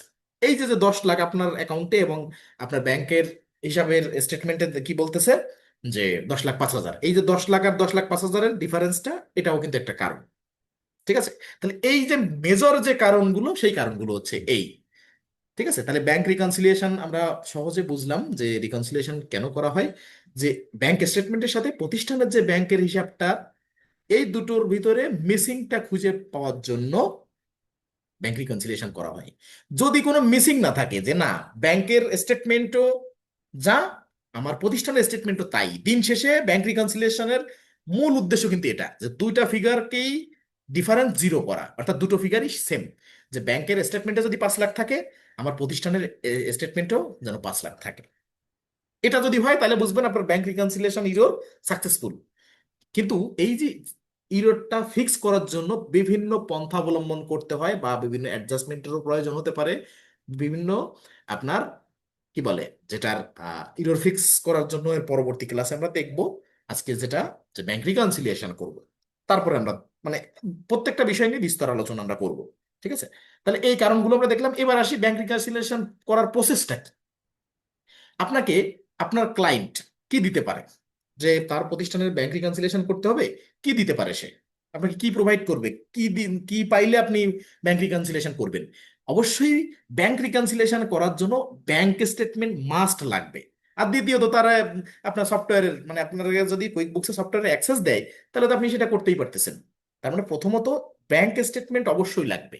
যে ব্যাংকের রিকনসিলিয়েশন করতে দিতে চায় সে, সেই ব্যাংকের কয় মাসে, সে 5 মাসের জন্য রিকনসিলিয়েশন করতে দিতে চায়, নাকি 1 মাসে দিতে চায়, নাকি 5 বছরে দিতে চায়, সেই নির্ধারিত সময়ের মান্থ টু মান্থ আপনার স্টেটমেন্ট তার কাছ থেকে নিতে হবে, বা সে আপনাকে দিবে। এখন ব্যাংক স্টেটমেন্ট ম্যাক্সিমাম হয়ে থাকে কিন্তু পিডিএফ ফাইলের, ওয়ার্ল্ড ওয়াইড। আবার কেউ কেউ এটা সিএসভি তেও ডাউনলোড করেন, কেউ এক্সেলে ডাউনলোড করেন। এই তিনটার যে কোনো ফরম্যাট আপনাকে দিতে পারে। তা পিডিএফ বা এক্সেল বেশি হয়ে থাকে। পিডিএফ এর দিক, এক্সেলের দিক আর সিএসভি তে দিক ডিফারেন্স হচ্ছে, সিএসভি তে যদি আপনাকে দেয় তাহলে আপনার তেমন খাটনি দেওয়া লাগবে না, কিন্তু পিডিএফ বা এক্সেলে দিলে এটাকে সিএসভি তে কনভার্ট করতে হবে, কারণ সিএসভি ফাইল ছাড়া আপলোড করা যায় না। ঠিক আছে, জাস্ট মিনিট। আচ্ছা, তাহলে আমার দিন শেষে লাগবে কি, পিডিএফ বা এক্সেলে দিলেও সিএসভি তে আমার এটা কনভার্ট করে নিতে হবে।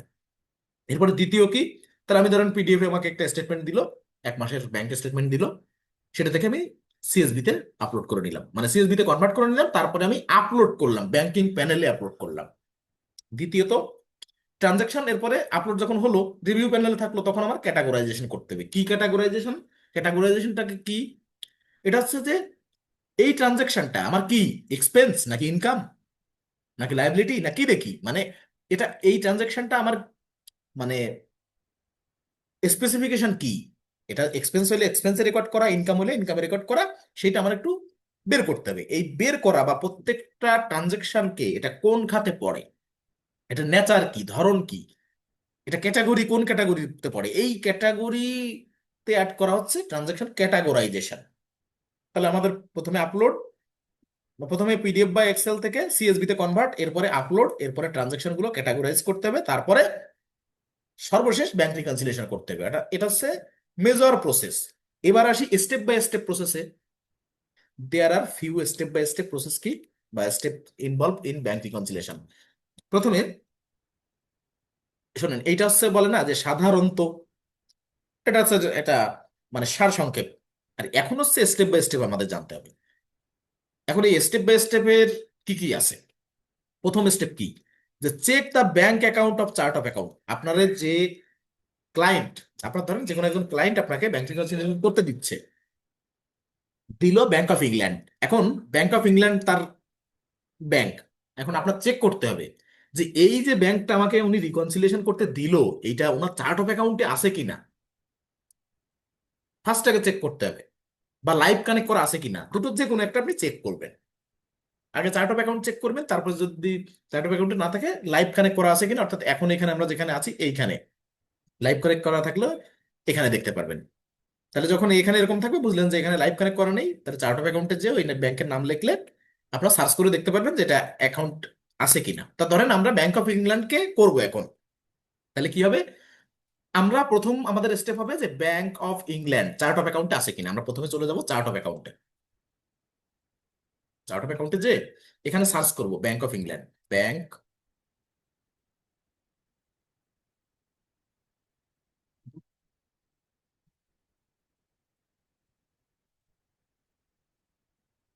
শোনেন মূলত হচ্ছে আপডেট এখনো শেষ হয়নি, ঠিক আছে?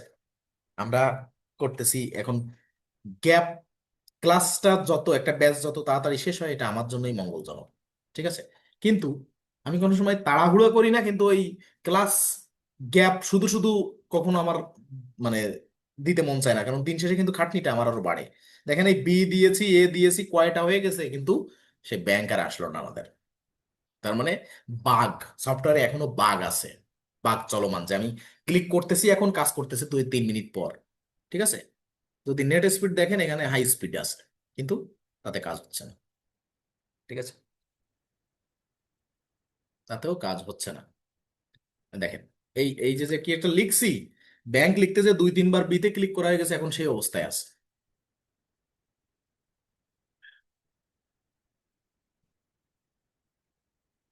আচ্ছা, গেছে। আচ্ছা, এই যে ব্যাংক অফ ইংল্যান্ড, তো ধরেন আমি এখানে ব্যাংক অফ ইংল্যান্ড লিখে সার্চ দিয়েছিলাম, লাস্টে কি ব্যাংক অফ ইংল্যান্ড আমার এখানে আছে, আমি সার্চ করে তাই পাইলাম, এটা কনফার্ম হলো। তাহলে কি হচ্ছে? তাহলে check the bank of, sorry, bank account of chart of account, হ্যাঁ আমার ব্যাংক অফ ইংল্যান্ডটা আছে, যেটা আমার ক্লায়েন্ট আমাকে করতে দিয়েছে। ওকে, এরপরে check opening balance provided or not. এবং এই যে যে এই ব্যাংক আছে কিনা দেখার পরে দেখতে হবে যেটা ওপেনিং ব্যালেন্স আছে কিনা। এখন ওপেনিং ব্যালেন্স দেখতে হলে কি করতে হবে? ধরেন এইটাই হচ্ছে আমার সেই ব্যাংক। তাহলে ব্যাংক আমি প্রথমে খুঁজে পাইলাম, কই গেল? কিন্তু কাজ তো এদিক বিদিক করতেছে, ঘটনা কি? ব্যাংক কোথায় চলে গেছে, দাঁড়ান।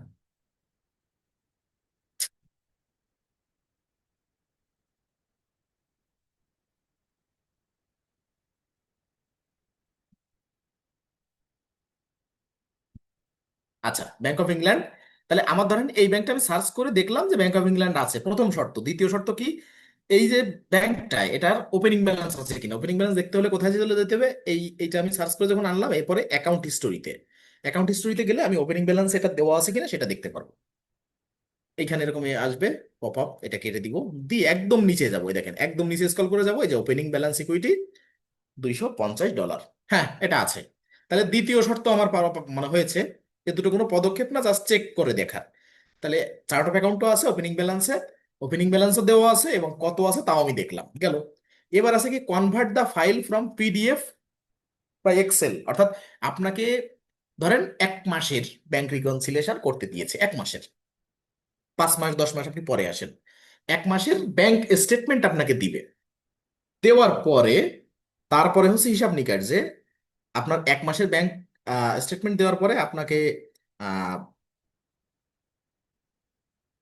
সরি, ব্যাংক অ্যাকাউন্টের দেওয়ার পরে আপনার এটা কি করতে হবে? কনভার্ট করতে হবে। ধরেন পিডিএফ এ আছে স্টেটমেন্টটা, সেটাকে আপনার সিএসভি তে কনভার্ট করতে হবে, বা এক্সেল এ থাকলেও সিএসভি তে কনভার্ট করতে হবে। কিরকম? আমি এখানে রাখছি আপনাদের জন্য, আমি দেখাচ্ছি। এই দেখেন এখানে আহ ধরেন এইটা হচ্ছে আমার ব্যাংক স্টেটমেন্ট। আপনার ব্যাংক স্টেটমেন্ট কেমন হয় জানবেন। এখানে ওয়েলস ফার্গো লোগো দেওয়া আছে, ধরেন এটাই ব্যাংক অফ ইংল্যান্ড। এখন এখানে কি আছে দেখেন, এই যে ট্রানজাকশন, এখানে 2-3 পেজ থাকতে পারে একটা স্টেটমেন্ট, বা এক এক ব্যাংকের এক এক রকম ফরম্যাট হতে পারে। আমার এখানে মানে যে কোনো ব্যাংক হোক, আমার দিন শেষে লাগবে কি দেখেন, এইটুকু জিনিস লাগবে, অর্থাৎ ট্রানজাকশন কোথায়, ট্রানজাকশন হিস্ট্রি গুলো লাগবে, এই জিনিসগুলো আমার লাগবে, ঠিক আছে? এখান থেকে লাগবে কি দেখেন, কলাম কি দেখা লাগবে, ডেট, ডেসক্রিপশন, আর মানি ইন মানি আউট। অর্থাৎ এখানে তো লেখাই আছে ডিপোজিট বা ক্রেডিট, উইথড্রস বা ডেবিট। ওকে, তার মানে এই কয়টা কলাম লাগবে, ঠিক আছে? তা আমি যদি চাই এই পুরো ফাইলটাকেও আমি কপি করতে পারি কিভাবে? এখানে কিন্তু একটা সিস্টেম আছে, আমি এই কনভার্টার গুলো আপনাকে দিয়ে দিব। এখানে যেয়ে এই যে দেখেন, এই যে জামজার নামে একটা কনভার্টার আছে, এখানে যদি যান, এখানে সহজে আপনি কি করতে পারবেন, এখান থেকে পিডিএফ থেকে এখানে চুজ ফাইলে যাবেন, এটা কিন্তু ফ্রি একটা কনভার্টার, ঠিক আছে। এখান থেকে ফ্রিতে আপনি কি করতে পারবেন, দেখেন আমি যাচ্ছি কোথায়, ডেস্কটপে যাব, ব্যাংক রিকনসিলিয়েশনে যাচ্ছি। এই দেখেন এইটা হচ্ছে আমার পিডিএফ, ওপেন করে দিলাম, এই যে চুজ ফাইল, আমি এখানে পিডিএফটা দিলাম, দেওয়ার পরে এখানে ওটা একটু রিলোড নিবে, নিয়ে কনভার্ট টু, কিসে কনভার্ট করতে চাই, এখানে ধরেন এটা আছে পিডিএফ এ, এটা আমি কিসে নিতে চাই, দেখেন এটাকে ইমেজ ফরম্যাটও করা যাবে। প্রথমে ইমেজ ফরম্যাট গেল, এরপরে আছে কি ডকুমেন্ট ফরম্যাট, ডকুমেন্ট ফরম্যাটে কি আছে, সিএসবি লাগবে আমার। আচ্ছা, ইমেজ ফরম্যাটের থেকে শেষ হয়ে এই যে সিএসবি, প্রথমেই আছে সিএসবি, এই যে দিলেন এইখানে দিলেন পিডিএফ, এইখানে সেকেন্ডে দিলেন সিএসবি, এবার যদি ক্লিক করেন কনভার্ট নাউতে, তাহলে এটা কনভার্ট হয়ে যাবে রিলোড নিয়ে, ঠিক আছে। এই এতটুকু প্রসেস, এরপরে কি হয়ে যাবে, একটা সিএসবি ফাইল হয়ে যাবে। এই সিএসবি ফাইলে কিন্তু থাকবে কি কি দেখেন, এই রাজ্য জোড়া সব কিছু থাকবে, কোনগুলা, ওয়েট, এইগুলা, এই উপরের লেখা টেখা সব, সব কিছুই কপি হয়ে যাবে। বরং আপনি কি করতে পারেন, এখান থেকে শর্টকাটে এভাবেও নিতে পারেন, ধরেন এইটুকু আমি কপি করে নিলাম, নিয়ে আমি আলাদা সাজাবো, সাজায় আমি বানাবো কি দেখেন, এই যে date, description, deposit or credit or withdraw or debit, বা মানি ইন, মানি আউট, এইগুলো কি, এইগুলো হচ্ছে এক একটা হিসাব খাত, বা কোন কোন খাতে হিসাব করা মানে মানে ট্রানজাকশন করা হয়েছে সেইগুলোর নাম এটা, এবং এখানে ট্রানজাকশন নাম্বারটা দেওয়া, বা ট্রানজাকশনের প্রত্যেকটা ট্রানজাকশনে যেমন নাম্বার থাকে, বিকাশ ট্রানজাকশনে যেমন একটা নাম্বার থাকে, এরকম দেওয়া, ঠিক আছে, রেফারেন্স। এবার এখানে কি আছে, ধরেন চেক কার্ড পার্সেস, একটা মানে নাম, খাতের নাম, কিন্তু এখানে সাপ্লায়ার কে, এই যে NSH MBA BJHR। এখন এইটা দেখে ঘাবড়ানোর কিছু নাই, ইউএস এর একজনকে যদি, ইউএস এর একজন বুককিপারকে যদি বাংলাদেশের 10 মিনিট স্কুল বুককিপিং এর কাজ দেয়, যে আমাদের যাবতীয় সারা মাসের ট্রানজাকশন এর বুক কিপিং করো, যদি কেউকে রিমোটলি হায়ার করে, তার বাসা ইউএসএ তে, আর ট্রানজাকশন দিবে 10 মিনিটস স্কুলের, এখন ওই ব্যক্তির 10 মিনিটস স্কুলের যদি দেয়, এদিকে বাংলাদেশের প্রেক্ষাপটে 10 মিনিটস স্কুল কি প্রতিষ্ঠান, এটা কোন প্রতিষ্ঠান, কোন ধরনের, ওই লোকের কি করতে হবে, গুগল করতে হবে না, অবশ্যই গুগল করতে হবে, বা যে কোনো ধরেন আপনার এখানে পৃথিবী জুড়ে বহুত সাপ্লায়ার আছে, বহুত কাস্টমার আছে, যেটা ডাটাটা আপনার এইটা, এটার নেচার কি, এই খাতটাকে, এই খাতটার কাজ কি, সেগুলো সব সার্চ করে করে, গুগল সার্চ করে করে আমাদের বের করতে হয়, বুককিপিং করতে গেলে এটা পাবেন। এখন এইখানে আমার এই কপি করে কি বানাতে হবে, দেখেন আমি সেটা বানানো আছে, জামজার থেকে তো একটু দেখালাম। আর এখানে দেখেন এই যে প্রথমে ধরেন আপনি এক্সেল বানান, প্রথমে সিএসবি তে যেন না, আগে এক্সেল বানায়, আগে বোঝেন যে কি বানাতে হচ্ছে। এই যে এখানে আমি কি আনছি, ডেট গুলা, কোন ডেট গুলা আমি এখান থেকে দেখা দিচ্ছি, এই যে এখানে 5টা ডেট আছে, এই এই 5টা না 6টা না 7টা জানো, এই ডেট গুলো আমি কপি করছি। এরপরে ডেসক্রিপশন, এখানে প্রত্যেকটা দেখেন, এই ধরেন এই একটা ডেসক্রিপশন, মানে এদিকে না, এইটুকু, এই যে 2-3 লাইন আছে এখানে, এই 2-3 লাইন মিলে একটা ডেসক্রিপশন, ওকে। এরপর আর একটা ডেসক্রিপশন, এরপর আরো একটা ডেসক্রিপশন, এইভাবে দিয়ে প্রত্যেকটা অ্যাকাউন্টের একটা ডেসক্রিপশন আছে, তাহলে কি হচ্ছে, ডেট একটা, ওই 3 লাইন মিলে হচ্ছে এক লাইন ডেসক্রিপশন। এরপরে মানি রিসিপ্ট, মানি স্পেন্ট, এখানে কিন্তু অনেক কিছু লেখা আছে, ওই এইখানে উইথড্র, ডেবিট, হ্যাঁ, ডিপোজিট, ক্রেডিট, এই যে ডিপোজিট দেখলেই তো আপনি বুঝতে পারছেন, বা ক্রেডিট হলে বুঝতে পারছেন যে কোনটা রিসিপ্ট আর কোনটা উইথড্রল বা স্পেন্ড, যেটা, ঠিক আছে। তাহলে এখানে দেখেন একটা ডিপোজিট আছে, এই যে $2000, আর বাকিগুলো কি আছে, স্পেন্ড আছে, ঠিক আছে। তার মানে এইটা হচ্ছে আপনার ডিপোজিট, আর এইটা হচ্ছে উইথড্রল, ওকে। এখন আমরা একটু দেখবো যে এখানে অ্যাকচুয়াল এন্ডিং ব্যালেন্স কত, 1767.65, এটা হচ্ছে মূল আমাদের, এবং এন্ডিং ডেট কত, 5/31। এখন এইটার এই যে স্টেটমেন্টটা যখন আপনি হাতে পাবেন, সেখানে কিছু বিষয় দেখার আছে, আপনি তো কাজ করবেন এক্সেলে বা সিএসবি তে করে, কিন্তু স্টেটমেন্টে দেখার আছে কি, যে এই স্টেটমেন্টটা কোন ব্যাংকের, এই একটা, ধরেন এটা ব্যাংক অফ ইংল্যান্ডের, এবং কোন মাসের, কোন সালের, ধরেন এটা মে 1 তারিখ 2021 সাল থেকে, 2021 সালের মে মাসের 1 তারিখ থেকে মে মাসের 31 তারিখ পর্যন্ত স্টেটমেন্ট এটা, ঠিক আছে। মানে বিষয় কি, ধরেন এই মাসের, আজকে হচ্ছে কি মাস, আজকে আগস্ট মাস, জুলাই মাসের যদি আপনার ট্রানজাকশন দেওয়া হয় আপনি সহজে করতে পারবেন, কিন্তু আমরা যদি 2 মাস, 2 বছর, 5 বছর ব্যাক ডেটের ডাটা যদি আপনারা দেওয়া হয়, তখন কিন্তু আপনি হিমশিম খাবেন। অনেকের প্রশ্ন থাকতে পারে যে এই ডাটা দিয়ে করানো বা দেখানোর বিষয় কি। দেখেন, এই ব্যাংক রিকনসিলিয়েশনের ক্লাসটা এত বড় হতে পারে যে 2 4 5 ঘন্টা একটা ক্লাস শেষ হবে না, যদি ফুললি আপনি একটা বাল্ক ডাটা দিয়ে ব্যাংক রিকনসিলিয়েশন করতে যান। 5 ঘন্টায় একটা ক্লাস শেষ হবে না। কারণ ধরেন ব্যাংক রিকনসিলিয়েশনে ধরেন 500 ট্রানজেকশন দিল, ইন্ডিভিজুয়াল 500 ট্রানজেকশন। আগে সেগুলো ক্যাটাগরি করতে গিয়ে যেই তো আপনার 2 3 ঘন্টা চলে যাবে, কারণ ক্যাটাগরিটা আর অটোমেশন হয় না, ক্যাটাগরি কিন্তু ম্যানুয়ালি বড় জোর রুল ক্রিয়েট করে দিয়ে একটা ক্যাটাগরির ভিতরে অ্যাসাইন করা যায়, কিন্তু তাতেও কিন্তু সময় সাপেক্ষ, সবার রুল ক্রিয়েট করলে হয় না। এক একটা নেটে সার্চ দিয়ে দিয়ে ম্যানুয়ালি কিন্তু দেখে দেখে এইটা কোন খাতের হইতে পারে সেগুলো দেখতে হয়। তার মানে ব্যাংক রিকনসিলিয়েশনের ক্লাস এত বড় হইতে পারে, 5 6 ঘন্টা মিনিমাম লাগতে পারে নর্মাল একটা ক্লাস করাইতেও। কিন্তু বোঝানোর সাপেক্ষে আপনার আপনার তো বুঝতে হবে যে না প্রসিডিউরটা কি, আপনি শিখতেছেন কি প্রসিডিউরটা। ঠিক আছে, এখন সেই প্রসিডিউরটা জানতে গেলে আপনার বুঝতে হবে আগে যে কোন ভাবে, ধরেন এটা এখানে 1 মাস, আপনার 5 মাসেরও দিতে পারে। তাহলে 5 মাসের দিলে আমি 1 মাস যেভাবে করে দেখাচ্ছি, আপনি 5 মাস আলাদা আলাদা ভাবে সেভাবে আপনার করতে হবে। কারণ এই জিনিসটা এমনই যে এই একসাথে 5 মাস করা যায় না, আপলোড করা যায় ডেট বাই ডেট, আপনার আলাদা আলাদা করে আসতে হয়, মিলাই আসতে হয় আলাদা আলাদা। ঠিক আছে, এটাকে বলে ক্লিন আপ বা ক্যাশ আপ। ঠিক আছে, এটা রিকনসিলিয়েশনের ক্ষেত্রে হোক, অন্য যে কোনো চার্ট অফ অ্যাকাউন্টে হোক, এই যে যে সবকিছু স্টেপ বাই স্টেপ করা, কোথাও ইরর না থাকা, কোথাও কোনো মানে কোনো কিছু পুঞ্জীভূত থাকবে না যে না ইনকমপ্লিট আছে, এটা হচ্ছে ক্লিন আপ ক্যাশ আপ বলা হয়। ঠিক আছে, আচ্ছা, এখন এখান থেকে আমরা দেখলাম যে মে মাসের 1 তারিখ 2021 সাল দেখলাম। তাহলে এইটুকু ইনফরমেশন এবং অ্যাকাউন্ট নাম্বার, এমন হতে পারে যে না একই ব্যাংকে একাধিক অ্যাকাউন্ট থাকতে পারে। ধরেন এখানে ব্যাংক অফ ইংল্যান্ডে একটা আছে সেভিং অ্যাকাউন্ট, একটা কারেন্ট অ্যাকাউন্ট, এরকম থাকতেই পারে। ঠিক আছে, এখন সেই জন্য নাম্বারটা কিন্তু ভ্যারি করে, নাম্বারটা ম্যাচিং করা, এই এই পর্যন্ত হচ্ছে আমাদের দেখার বিষয়। আর কিন্তু এখানে লাস্টে এসে এন্ডিং ব্যালেন্সটা দেখার বিষয়, আর এখানে আর সরি এন্ডিং ব্যালেন্সটা উপরেও আছে, এটুকু আপাতত দেখার বিষয়। ঠিক আছে, আর এখানে দেখার বিষয় কিছু নাই। ওপেনিং ব্যালেন্সটা দেওয়া থাকে, কোথায় দেওয়া থাকে, এইখানে দেখেন বিগিনিং ব্যালেন্স দেওয়া আছে। অর্থাৎ আমরা তো একদম প্রতিষ্ঠানের সূচনা লগ্নের ওপেনিং ব্যালেন্স ধরে করতেছি, কিন্তু ধরেন এই যে মে মাসে যখন আমি করতেছি, মে মাসের 1 তারিখ থেকে 31 তারিখ, এইখানে ওপেনিং ব্যালেন্স ধরেন $250 আছে, আমাদেরও এই সেমটা আছে। এবার মে মাসের শেষে যে কত হচ্ছে, $1767 এন্ডিং ব্যালেন্স। কত তারিখ হচ্ছে, মে মাসের 31 তারিখে $1767 এন্ডিং ব্যালেন্স আছে।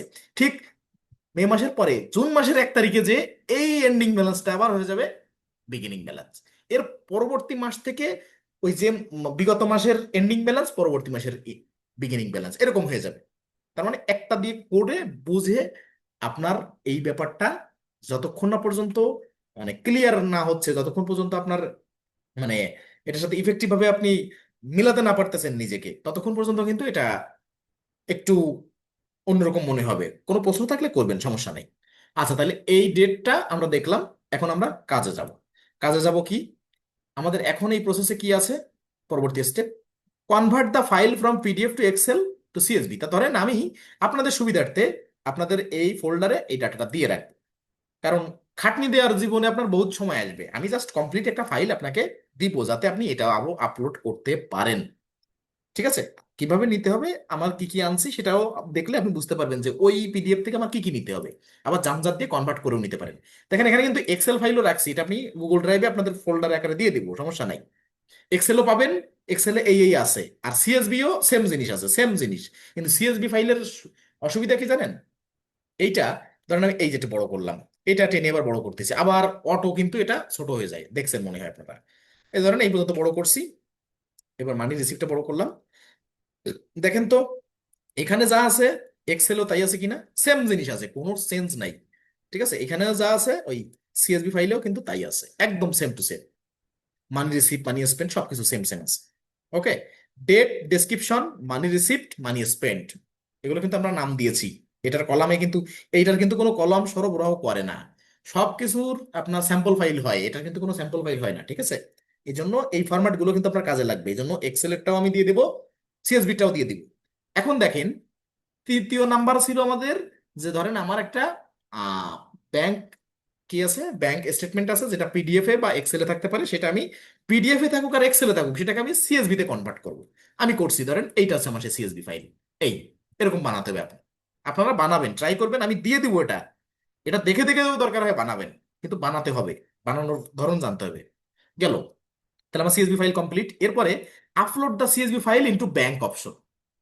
চতুর্থ স্টেপে হচ্ছে কার্যকরী স্টেপ আসছে আমার, যে এই যে সিএসভি ফাইলটা আমার ব্যাংক, যে ট্রানজাকশন গুলো আমি রাখছি, এটাকে আমার কি করতে হবে, ব্যাংক অপশনে আপলোড করতে হবে। আপলোড দ্য সিএসভি ফাইল, অবশ্যই সিএসভি ফাইল বলা আছে, এক্সেল ফাইল বলা নেই কিন্তু আপলোডের ক্ষেত্রে।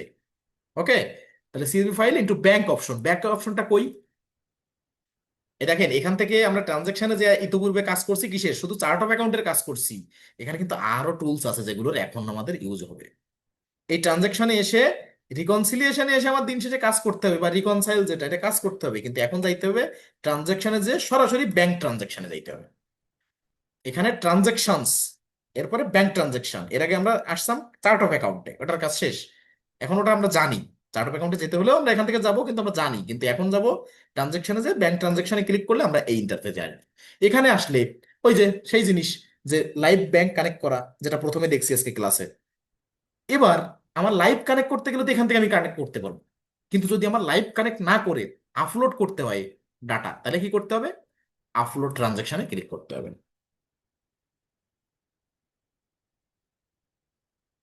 এইখানে লাইভ কানেক্টের তো অপশন দেখছি, এই যে এখানে, এর এখানে দুটোর ভিতরে একটা ওয়ার্ক দেওয়া আছে, ওয়ার্ক, যে আপনি ম্যানুয়ালিও ডাটা আপলোড করতে পারেন, আবার অটোমেটিকলি আছে আপনি অ্যাড করতে পারেন ব্যাক। তো আমরা দুটোর ভিতরে এইটা বেছে নিচ্ছি, ম্যানুয়ালি আপলোড ইউর ট্রানজাকশন। এটা কি করব, এই যে drag and drop select file, এখানে কি বলছে দেখেন, হাউ ইট ওয়ার্ক। এক নম্বরে, open new tab and sign in to your online bank account. ঠিক আছে, তার মানে ওরা বলতেছে যে আপনার অনলাইন ব্যাংক অ্যাকাউন্টে আপনি সাইন আপ করেন, এরপরে ওখান থেকে স্টেটমেন্ট ডাউনলোড করেন।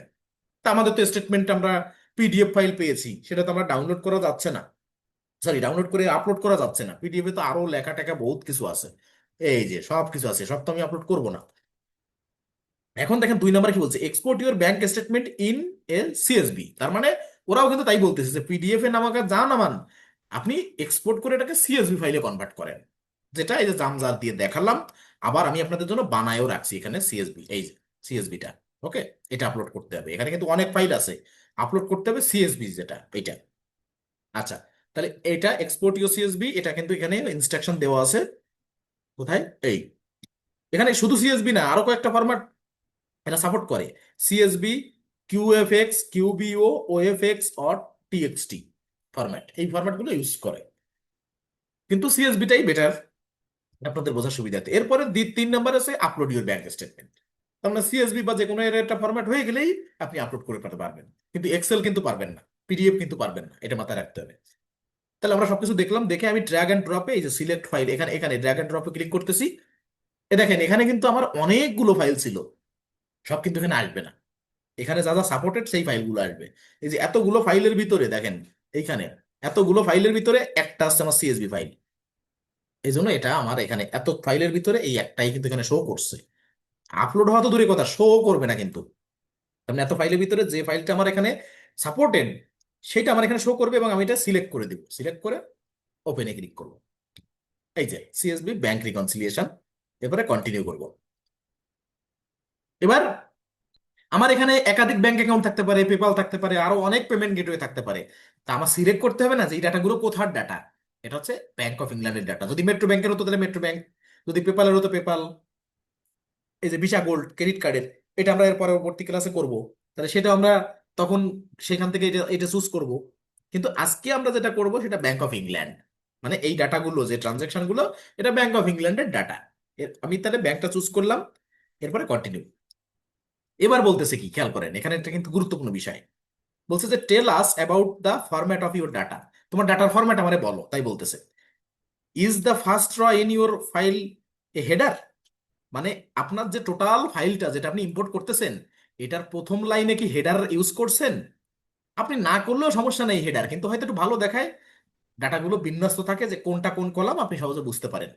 মানে হেডার বলতে ওই প্রথম কলামটা, আপনি যদি হেডার না দেন, নো যদি দেন এখানে, তাও হবে, যে না, আমার এখানে কোনো এই 1 নাম্বার কলামে এই যে হেডারটা, এই যে কলামটা, এটা নাই, আমি দিই নাই, নাও দিতে পারেন, কোনো সমস্যা নেই, কিন্তু এটা দিলে তো সাজানো গোছানো থাকবে কাজটা। ওকে, তাহলে আপনি যদি হেডার দিয়ে থাকেন তাহলে এখানে কি দিবেন, ইয়েস থাকে ডিফল্টে।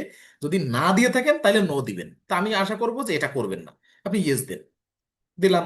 এবার আসি, how many column show amount. তার মানে আপনি এই যে এখানে এই এক্সেল ফাইলে অনেকগুলো কলামের ভিতরে 4টা কলাম আছে, ধরেন 4টা কলামের ভিতরে দুটো সুযোগ আছে কুইক বুকসে। একটা হচ্ছে টাকা এক ঘরে লেখার, সেক্ষেত্রে কি হবে, ওই minus plus minus plus minus plus হয়ে ব্যালেন্স আকারে আর কি চলে আসবে। ঠিক আছে, যেটাকে বলা হয় বাংলায় চলমান জের ছক, খতিয়ানের। ঠিক আছে, যাই হোক, এটা বাংলায় বললাম আর কি। যাক, এখানে আমরা কিন্তু দুটো কলামে টাকা রাখছি, আপনি চাইলে একটা রাখতে পারেন। তখন নামটা কি হবে কলামের, এবং তখন কলাম কয়টা হবে, 3টা। ডেট, ডেসক্রিপশন, এখানে হবে শুধু অ্যামাউন্ট, অ্যামাউন্টের একটা কলাম হবে। এবং এখানে যেমন এই যে 2000 এটা ডিপোজিট হয়েছে, এটা এরকম প্লাস ফিগার থাকবে। আর এই যে যদি 200, এটা যদি আমি এক কলামে আনতাম তাহলে এখানে -200, 15 -15 হতো, 5 হতো -5, শুধু 200টা হতো প্লাস, মানে কোনো চিহ্ন নাই মানে প্লাস আমরা জানি। 137.35, এটাও কিন্তু মাইনাস, মানে যত এক্সপেন্স গুলো আছে, ইনকাম গুলো আছে সব হতো মাইনাস। আর ডিপোজিট গুলো যেগুলো সেগুলো কিন্তু আমার এখানে প্লাস হতো। এক কলামে আমরা রাখতে পারি, আমরা একটা করব এক কলাম দিয়ে, একটা করব 2 কলাম দিয়ে। এটা 2 কলাম দিয়ে করতেছি, ক্রেডিট কার্ড বা অন্য যে কোনোটা পেপারেরটা যে কোনো একটা আমরা এক কলাম দিয়েও ট্রাই করব। ওকে, এখন বলছে how many column show amount. দেখেন এইখানে 1 কলাম আছে, এখানেও কিন্তু 1 কলাম, দেখেন অ্যামাউন্টের ঘরে একটা কলাম। খেয়াল করেন, এখানে যদি আমি এখন 2টো কলাম দিয়ে দিই, দেখেন যে how many column show your amount, আমার তো 2টো কলাম আছে, যে একটা মানি রিসিপ্ট মানি স্পেন্ড। এইখানে নিচে যেখানে দেখা যাচ্ছে একটা কলাম, সেখানে আমি যখন এই উপরের 1 কলামের, মানে এখানে 1 কলাম দেয়া আছে বিধায় এই অ্যামাউন্টের নিচের অপশনে 1 কলাম শো করতেছে একটা ঘর। এখানে যখনই আমি 1 কলামের জায়গায় 2 কলাম দিয়ে দিচ্ছি, এখানে দেখেন অ্যামাউন্টের এখানে যেখানে একটা কলাম শো করছিল সেখানে এখন 2টা কলাম চলে আসছে। এখন আমরা কি ওই মানি রিসিপ্ট মানি স্পেন্ড আন্দাজে দিছিলাম নাম? না, আমরা এইটা কুইক বুকসের আলোকে দিছিলাম মানি রিসিপ্ট মানি স্পেন্ড, স্পেন্ড না। ঠিক আছে, অনেকে স্পেন্ড উচ্চারণ, মানি স্পেন্ড। আচ্ছা দিলাম। তাহলে 2 কলাম আমি দিয়েছি, যদি আমার এক কলামে টাকা হয় তাহলে আমি 1 কলাম সিলেক্ট করবো, এখানেও 1 কলাম থাকবে, তখন হবে অ্যামাউন্টের কলাম। ঠিক আছে, অনলি অ্যামাউন্ট। আচ্ছা দিলাম। এরপরে কি, what's the date format you use your file, এবার দেখতে হবে আমার, আরেকবার দেখতে হবে কনফার্মের জন্য। 5 মাস, 17 তারিখ, 13 তারিখ, তার মানে মাস, দিন, বছর, মান্থ, ডেট, ইয়ার, আমার ডেট ফরম্যাটটা তাই। তাহলে আমার এখান থেকে চুজ করতে হবে মান্থ, ডেট, ইয়ার, এই যে মান্থ, ডেট, ইয়ার। ওকে, এখানে আবার চিহ্ন কোনটা ব্যবহার করছেন সেটাও কিন্তু ভ্যারি করে। ওকে, তো আমরা এই চিহ্নটা ইউজ করছি। ওকে, দিলাম। দেওয়ার পরে এইবার বলতেছে আপনার কলাম মিলান। এখানে তো আপনি ডিটেলসে বললেন কলাম মিলান, কুইক বুকসের ফিল্ডে আছে কি, কুইক বুকসের ফিল্ডে কি কলাম আছে, আমার কি কলাম আছে কুইক বুকসে, দরকার হবে ডেট। আমরা কি কলামের নাম কি দিয়েছি, ডেট। আচ্ছা দিয়েছি। এরপরে সেকেন্ড যে কলামটা সেটা হচ্ছে আমরা দিয়েছি ডেসক্রিপশন, মানে আমরা না, মানে কুইক বুকস রেফার করতেছে যে আপনি ডেসক্রিপশন দিয়েছেন কিনা। তা হ্যাঁ, আমরা ডেসক্রিপশন দিয়েছি, এই যে ডেসক্রিপশন দিয়েছি, এটাও ম্যাচিং করলাম। এই যে এটা নামটা, কলামের নামও মিলাতে হয়। এবার অ্যামাউন্টের ক্ষেত্রে আমার যেহেতু 2টো কলাম, আমি মানি রিসিপ্টের ক্ষেত্রে, ধরেন 2টো কলাম যেহেতু আমার, আমি মানি রিসিপ্ট নাও দিতে পারি, আমি এখানে এ বি নাম দিতে পারি, এখানে এ এখানে বি, তাও হবে, সমস্যা নাই। যে আপনি মানি রিসিপ্টের ক্ষেত্রে সেই কলামের নামটা কি দিয়েছেন, আমি এখানে ক্লিক করলাম, আমি মানি রিসিপ্ট নাম দিয়েছি বিধায় আসছে। আমি যদি এখানে এ দিতাম, এ, এই যে এখানে এ এখানে বি, তাও কিন্তু আসতো, এবং এটা এখান থেকে সিলেক্ট করে দিলেও রাইট ছিল। কিন্তু আমি বোঝাচ্ছি যে মানি রিসিপ্টকে মানি রিসিপ্ট যাতে সহজে বুঝতে পারি, মানি স্পেন্ডকে মানি স্পেন্ড, কুইক বুকসের নিয়ম ফলো করে আমরা দিয়েছি। কিন্তু নাম অন্যটা দিলেও সমস্যা ছিল না, শুধু এখান থেকে সিলেক্ট করে দিলে হতো। আচ্ছা, মানি রিসিপ্ট, আমরা মানি রিসিপ্ট ক্লিক করলাম। এরপরে মানি স্পেন্ডে আমি কি দিয়েছি, আমার কলামের নাম মানি স্পেন্ড, দুটোর ক্ষেত্রে আমি ম্যাচিং করলাম। এবার চেক নাম্বার অপশনাল, তার মানে এখানে আপনি যেখানে 4টা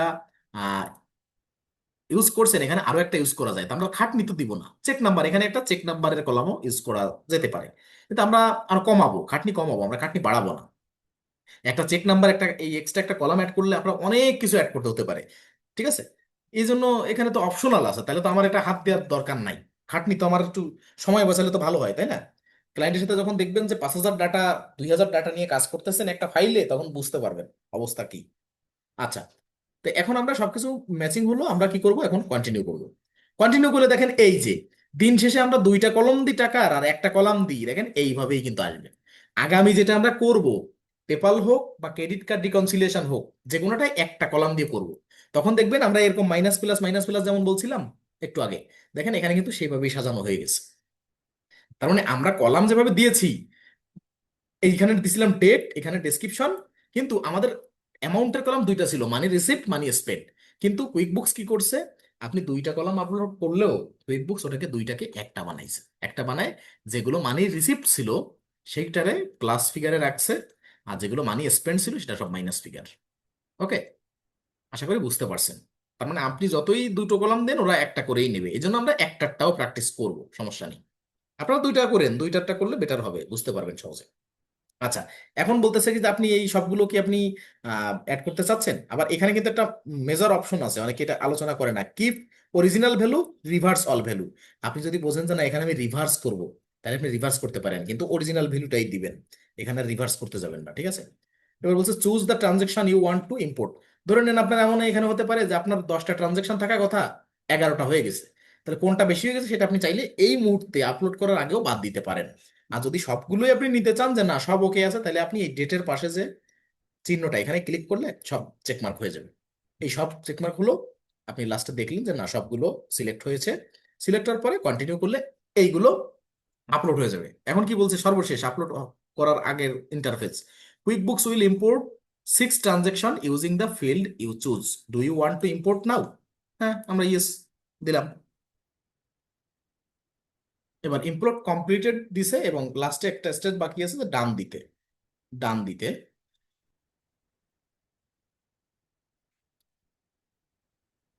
দেখেন, এবার your bank connection is all set, আমি এটা কেটে দিব।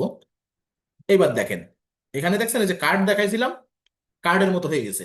এখন একটা আছে, তাই এই জন্য এখানে উপরের অংশ আছে ব্লু হয়ে, খেয়াল করেন এখানে এখন আছে উপরের অংশ ব্লু হয়ে, নিচের অংশ কি আছে, হোয়াইট হয়ে আছে।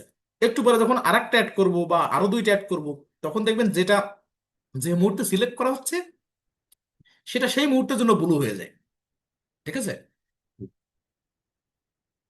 হুম, যেটা যে মুহূর্তে আর কি সিলেক্ট করা হয় সেটা সেই মুহূর্তের জন্য ব্লু হয়ে যায়, আর বাকিটা সবসময় সাদা থাকে, অ্যাশ কালারের মধ্যে থাকে। আচ্ছা, এবার দেখেন টাকাটা কোথায় আছে, টাকাটা নিচে আছে। বলছিলাম যে টাকা কোথায় থাকবে, যখন আমরা লাইভ কানেক্ট করব তখন টাকাটা এইখানে থাকবে যেখানে এখন জিরো আছে, ওকে। আর এখন টাকাটা আছে কোথায়, এই নিচে আছে। এটা লাইভ কানেক্ট না, এটা হচ্ছে চার্ট অফ অ্যাকাউন্টের মাধ্যমে। আর এখানে 6 মানে কি, 6টা ট্রানজাকশন আমার এই প্যানেলে আসছে, ওকে। তাহলে আমরা এটা অ্যাড করলাম। এখন আমাদের কি আছে, step by step upload transaction হয়ে গেছে। এবার হচ্ছে ক্যাটাগরাইজ দ্য ট্রানজাকশন, ক্যাটাগরাইজ করতে হবে কি, কোনগুলা, এই রিভিউ প্যানেলে যেগুলো আসছে এইগুলা। তার মানে আপনি দেখেন আপনার অ্যাকাউন্টের মাধ্যমে, সে লাইভ কানেক্ট করা ব্যাংক অ্যাকাউন্ট হোক আর চার্ট অফ অ্যাকাউন্টের মাধ্যমে ব্যাংক অ্যাকাউন্ট হোক, সব কিন্তু রিভিউ প্যানেলে আসবে। তার মানে 1000 ট্রানজাকশন হয়েছে ধরেন এক মাসে আপনার ব্যাংকে, সেই 1000 ট্রানজাকশন এসে রিভিউ প্যানেলে থাকবে। এখান থেকে আপনার একটা একটা করে তারপরে কিন্তু আপনার অ্যাড করতে হবে কোথায়, ব্যাংকের ফিডে। এখানে রিভিউ প্যানেল থেকে একটাও অটো যাবে না, একটাও না, ওয়ান বাই ওয়ান চেক করতে হবে। এমন হতে পারে যে না ওইটা আপনার আপলোড করার কথা না, এই জন্য এটা রিভিউ প্যানেলে, মানে কিরকম, দেখেন না বন্যার পানি বাঁধ দিয়ে রাখা অবস্থায় কি হয়, এমন থমথমে থাকে যে বাঁধ কোনো মতে খুলে দিলেই অবস্থা খারাপ। তা ঠিক এখানে রিভিউ প্যানেলে এসে এরকম থাকবে, কোনো নড়াচড়া থাকবে না, ওরা শুধু বাঁধ খুলে দিলে ওরা দৌড় দিয়ে ওর অপেক্ষায় থাকবে, ঠিক আছে, এরকম। এই জন্য আমার রিভিউ করতে হবে। এখন আসি, আমার প্রত্যেকটা ট্রানজেকশন আমার রিভিউ করতে হবে। এখানে স্পেন্ড এবং রিসিভ ঠিক আছে, স্পেন্ড রিসিভ আলাদা আলাদা কলামে চলে গেছে, কিন্তু এই যে চেক, এই যে আমি এখান থেকে দেখলে বুঝতে পারবো। আমি আমি আমি সিএসবিটা কেটে দিই, আমি এক্সেলেরটা আছে, সেভ, সেভ, আমি সিএসবিটা একটু কেটে দিই। এক্সেলে যেটা খোলা আছে এখানে সেইটা আমি একটু বের করি, মানে ওইটার থেকে সার্চ করে করে আমার সাপ্লায়ার বের করতে হবে যে এটা কোন প্রতিষ্ঠান, কোন ধরনের প্রতিষ্ঠান, ঠিক আছে, এটা বের করতে হবে। তাহলে চলেন প্রথমে কি, দেখেন এই যে পুরো লাইনে যা কিছু আছে তার ভিতরে সাপ্লায়ার কে, এটা তো চেক কার্ড পার্সেস, কিন্তু এই যে ডেট পাস পাস, কিন্তু তারপরে কি আছে, আমেরিকান টেলিমেডিসিন। এখানে কি করতে হবে, এই আমেরিকান টেলিমেডিসিন তো কপি করবেন। এইখানে একটা ফাইল সাজানো আছে মনে হয়, এই যে buyer copy of bank reconciliation, খেয়াল করেন এটাও এক্সেল ফাইল। এখানে কি আছে ভালো করে দেখেন, এই যে আমরা যেটা এই যে সিএসবি আপলোড করছি, এটার একটা এক্সেল ফাইল আছে যেটা buyer copy of bank reconciliation বলতেছে। এটা না, এটা একটু কেটে দিই, আমরা বায়ার কপিটাই বের করি। এই দেখেন তো, এই সেম জিনিস আছে কিনা? সেম জিনিস আছে, কিন্তু এক্সট্রা দুইটা কলাম আছে, চার্ট অফ অ্যাকাউন্ট আর রিমার্ক। এ দুটো কি? এগুলো কি আপনার কোনো কাজের না? আপনি যে ফাইলটা আপলোড করার জন্য সব কিছু ঘষে মেজে রেডি করবেন, সাজাবেন, সাজানোর পরে ঠিক এই যে কুইক বুকস আমরা কেবল আপলোড করলাম না, এই আপলোড করার পর রিভিউ প্যানেলে নেওয়ার পর আপনি কি করবেন? আপনি কি ওই একটা একটা করে এখান থেকে রিভিউ প্যানেল থেকে আপনার মন মতো করেই আপনি কি অ্যাড করে দিবেন? না, আপনি অ্যাড করবেন, কিন্তু তার আগে আপনার প্রত্যেকটা ট্রানজেকশন আগে একটা নোট করবেন, খসড়া করবেন, খসড়া। যে আমার এখানে 500 ট্রানজেকশন আছে, আমি একটা একটা করে এই এই এই যে প্রথম ট্রানজেকশন এইটারে আমি সার্চ করে পাইছি যে এটা এই এক্সপেন্স বা এটা এই ইনকাম বা এই ডিপোজিটটা ইনকাম বা এই ডিপোজিটটা কি বলে এখানে দেওয়া আছে ওনার সিকিউরিটি কিনা, ঠিক আছে, নাকি সেলস অফ প্রোডাক্ট ইনকাম কোনটা। তাহলে আমি আমার মতো করে একটা খসড়া বায়ারকে সাজাবো যে দেখেন তো আপনি 500 ট্রানজেকশন দিয়েছেন, চার্ট অফ অ্যাকাউন্ট গুলো ঠিক আছে কিনা, বা খাতগুলো ঠিক আছে কিনা, বা ক্যাটাগরাইজেশন গুলো ঠিক আছে কিনা, দিয়ে আপনি এখানে মনে করেন পুরো 500 ট্রানজেকশনের 500টা আলাদা আলাদা লিখে দিলেন, হিসাব খাত লিখে দিলেন আপনার ধারণা অনুযায়ী। কিন্তু বায়ার যদি মনে করে যে না, এইটাকে তুমি যে লেখছো ক্রেডিট কার্ড পেমেন্ট, এইটা হবে কি আমার, এটা তুমি লেখছো প্রফেশনাল ফি, এইটা আমার হবে কি, দেখা যাচ্ছে যে এটা হবে অ্যাডভার্টাইজিং এক্সপেন্স হইতে পারে, সাপোজ, তারতম্য একটু হইতে পারে। যদি এরকম হয় তাহলে কি হবে? ওইটাকে আমার চেঞ্জ করতে হবে, তাই না? আচ্ছা, এটা একটু বড় হয়ে যাচ্ছে কেন? একটু ছোট করে দিই, এই যেমন আছে। ওকে, তাহলে ওইটা তখন হবে কি, আমার প্রফেশনাল ফিজ জায়গায় আমার অন্য কারণ সে লিখে দিবে, রিমার্ক করে দিবে। যেমন এখানে সেলস অবলিক ইকুইটি, আমি এক্সাক্টটা বুঝতে পারি নাই যে এক্সাক্ট এখানে কি, এটা কি সেলসের ডিপোজিটের জন্য দেখা যাচ্ছে এটা সেলস নাকি ইকুইটি। তো এখানে হবে সেলস অফ প্রোডাক্ট ইনকাম, ঠিক আছে। উনি রিমার্ক করে দেওয়ার জন্য অপেক্ষা করবেন। আপনি শুধু দিবেন চার্ট অফ অ্যাকাউন্ট গুলা, অর্থাৎ যেগুলো আপনি বের করছেন, আপনি এক একটা করে যেগুলো বের করছেন সেইগুলো থেকে আপনি মনে করেন তাকে সংশোধনের জন্য দিবেন যে দেখেন আমার ঠিক আছে কিনা, আর যদি ঠিক থাকে তাহলে কোনটা কোনটা ঠিক নাই, ঠিক আছে, ঠিক যদি না থাকে কোনটা কোনটা ঠিক নাই সেগুলো আপনি একটু সংশোধন করে দেন। যখন উনি আপনাকে কারেকশন দিবে তারপরে আপনি আপলোড করবেন, ঠিক আছে। তাইলে হবে কি, আপনার ওই একই কাজ দুইবার করা লাগবে না। কিন্তু দেখা যাচ্ছে আপনি আপনার মতো করে দেখলেন যে এইটা এই এক্সপেন্স, এইটা ওই এক্সপেন্স, সব আপলোড করে দিলেন। পরের দিন ক্লায়েন্ট বললো ভাই আমার তো ঠিক নাই, এইটা অ্যাডভার্টাইজিং এক্সপেন্স হবে, আপনি অফিস এক্সপেন্স কেন দেখাইছেন, এইটা প্রমোশনাল ফি হবে, আপনি এটারে অন্য কোনো কিছু এরকম বলতে পারে। তখন কিন্তু আপনার ওই একই কাজ দুইবার করতে হবে, কারেকশন করতে হবে। কাজে আগে শুনে নেবেন, এইটা কিন্তু একটা সবচেয়ে বড় ট্রিক্স। কারণ এই কাজ কিন্তু একটা শুরু করলে অনেকখানি সময় দিয়ে করতে হয়, কারণ কুইক বুকসে সবকিছু অটোমেশন আছে, এটা কিন্তু অটোমেশন নাই। এটা কিন্তু অটোমেশন করা যায় না, এটা কিন্তু একটা একটা করে ট্রানজেকশনের নেচার বের করে তারপরে কিন্তু অ্যাড করতে হয়। সেটা আমরা এখন করবো। ধরেন এখানে 6টা ট্রানজেকশন, এই 6টা রিভিউ প্যানেলে থাকে। রিভিউ প্যানেল থেকে আমরা এক একটা ক্যাটাগরাইজ করলে ক্যাটাগরাইজে আসে। আর যদি এখান থেকে ডিলিট করে দিতে চাই তাহলে রিভিউ প্যানেল থেকে আগে নিতে হয় এক্সক্লুডে, এক্সক্লুডের থেকে পার্মানেন্ট ডিলিট করা যায়। তা চলেন আমরা রিভিউ প্যানেলে একটা একটা করে দেখবো। কত তারিখেরটা আছে প্রথমে? এখানে কিন্তু ওই ডেট ওয়াইজ আসে না, উল্টা আসে, দেখেন এই ডেট ওয়াইজটা নিচে চলে গেছে। তারপর ধরেন নিচের থেকেই দেখি, এটা একটু বড় করি, বড় করে তাহলে আমরা সহজে বুঝতে পারবো। ধরেন এই এই পর্যন্ত আনি, এই জায়গাটা ফাঁকা আছে, আর স্পেন্ড রিসিভ সব আছে, ট্যাক্স দেওয়া নাই এখনো, অ্যাকশন অ্যাকশন এখনো কিছু করা নাই। তো ধরেন আমরা চেক ক্রেডিট পার্সেস, ঠিক আছে, বা কার্ড পার্সেস এখানে বলছে, এখানে আছে যে একটা ওয়ার্ড মিসিং আছে মেবি। আচ্ছা, আমেরিকান টেলিমেডিসিন, বুঝেন, আমেরিকান টেলিমেডিসিন প্রথম 5-7-21, এখান থেকে উল্টা। এখন এই আমেরিকান টেলিমেডিসিনকে আমরা কপি করব, আমরা কি জানি আমেরিকান টেলিমেডিসিন কি? ধরেন আমেরিকান টেলিমেডিসিন নিয়ে আমরা বুঝতেছি কি ডেসক্রিপশন দেখে, যে এটা আমেরিকান টেলিমেডিসিন নামে একটা প্রতিষ্ঠানের খরচ, বা প্রতিষ্ঠান মানে ওই প্রতিষ্ঠানের খরচ না, মানে ওই প্রতিষ্ঠান সংক্রান্ত একটা খরচ। মানে খরচ কিভাবে বুঝতেছি? এটা এই যে এখানে মানি স্পেন্ট, এটা দিয়ে আমরা সহজে বুঝতে পারতেছি। এখন আমরা সার্চ দিব যে এইটারে আমি কোন ক্যাটাগরিতে ফেলবো, এটা অ্যাডভার্টাইজিং নাকি প্রমোশনাল নাকি দেখি। মানে আপনি তো পাশে দেখতে পাচ্ছেন যে এই যে প্রফেশনাল ফি, আমেরিকান টেলিমেডিসিন, এরপর একটা অ্যাডভার্টাইজিং, প্রফেশনাল ফি, এগুলো বের করা দেখতেছেন। কিন্তু এটা কিভাবে বের করছি এক একটা করে দেখাই।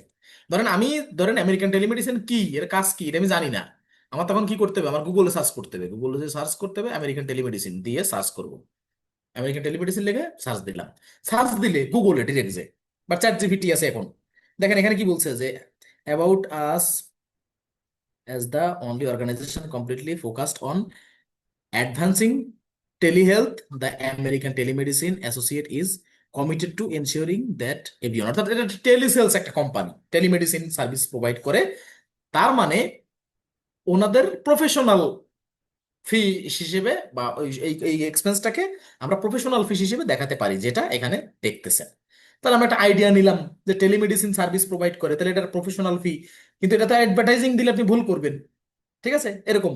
এরপরে তো দেখেন ফটো সার্চ, এটা কি, এই যে পিটিকে ফটো সার্চ, ভাববেন না যে হাবিজাবি লেখা পিটিকে মানে কি, এর প্রত্যেকটারই মিনিং আছে, ঠিক আছে। যেটা বুঝে না পারবেন গুগলে সার্চ দিবেন, দেখবেন সব বেরিয়ে যাবে। দেখেন দেখি কি কি বলছে যে পিটিকে ফটো সার্চে কি বলছে, দাঁড়ান ওয়েট। আচ্ছা, এই যে এখানে উইকিপিডিয়া দেখেন, এই পিটিকে photo search is a stock photography company founded in 1998। The company sells royalty free and right, ঠিক আছে, free and right managed photography, illustration, video footage, মানে ওরা ভিডিও ফুটেজ, ফটোগ্রাফি এগুলো বিক্রি করে, সাবস্ক্রিপশন বিক্রি করে। তাহলে এটা কি, এটা তো অ্যাডভার্টাইজিং এক্সপেন্সেস। তার মানে অ্যাডভার্টাইজিং এর কাজের জন্য আপনি ধরেন রেডিমেড যে ভিডিও ফুটেজ বা ফটোশুট, এগুলো আপনি কিনতেছেন তাদের কাছ থেকে, তাহলে এটা কি অ্যাডভার্টাইজিং এক্সপেন্স ধরা যায়।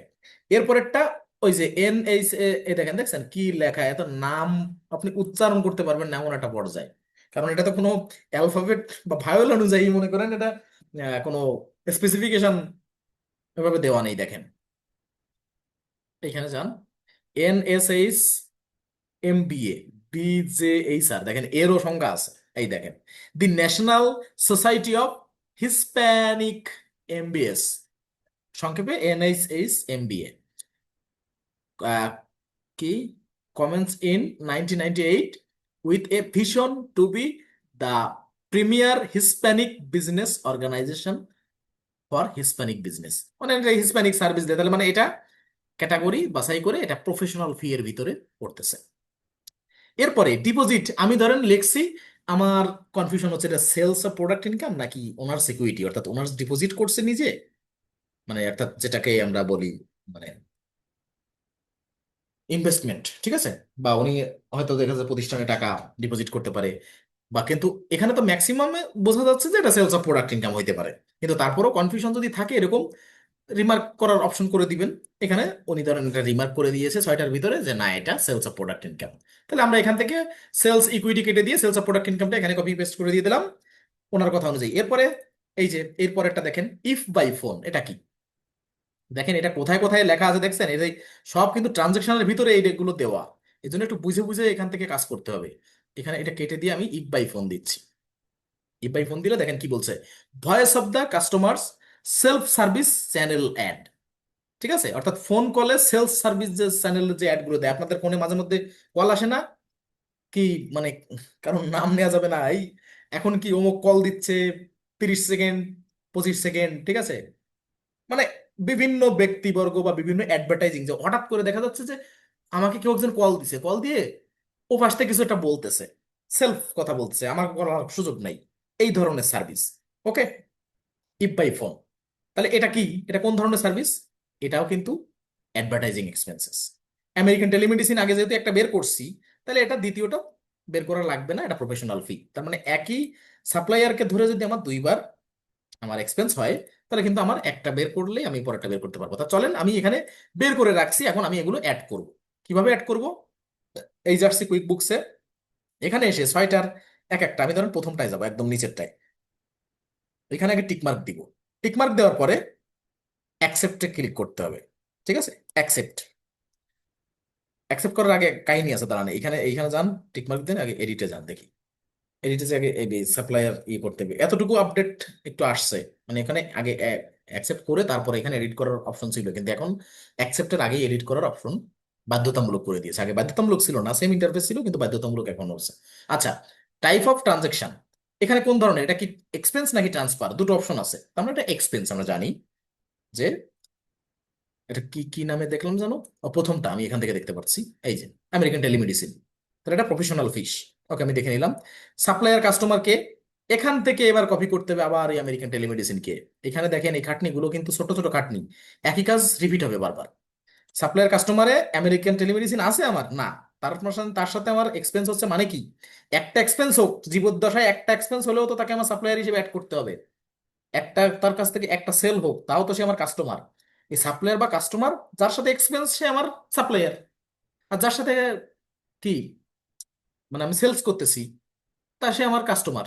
এটা তো স্বাভাবিক বোঝা যায়। তাহলে আমি এখানে সাপ্লায়ার অবলিক কাস্টমার, তাহলে আমার এখানে অ্যাড ওকে হচ্ছে সাপ্লায়ার। তাহলে অ্যাড নিউতে যে আমি একে এখানে পেস্ট করে দিছি, অ্যাড নিউতে যে অ্যাড করে আসতেছি,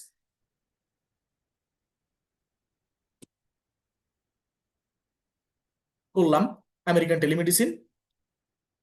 ঠিক আছে, এখানে বলছে যে after you save the supplier you can change their currency, যে কারেন্সি ইউএসডি আছে, এটা কিন্তু একবার এখানে সেভে বাটনে ক্লিক করে দেওয়ার পরে কিন্তু আর কখনো চেঞ্জ হবে না এই জীবদ্দশায়।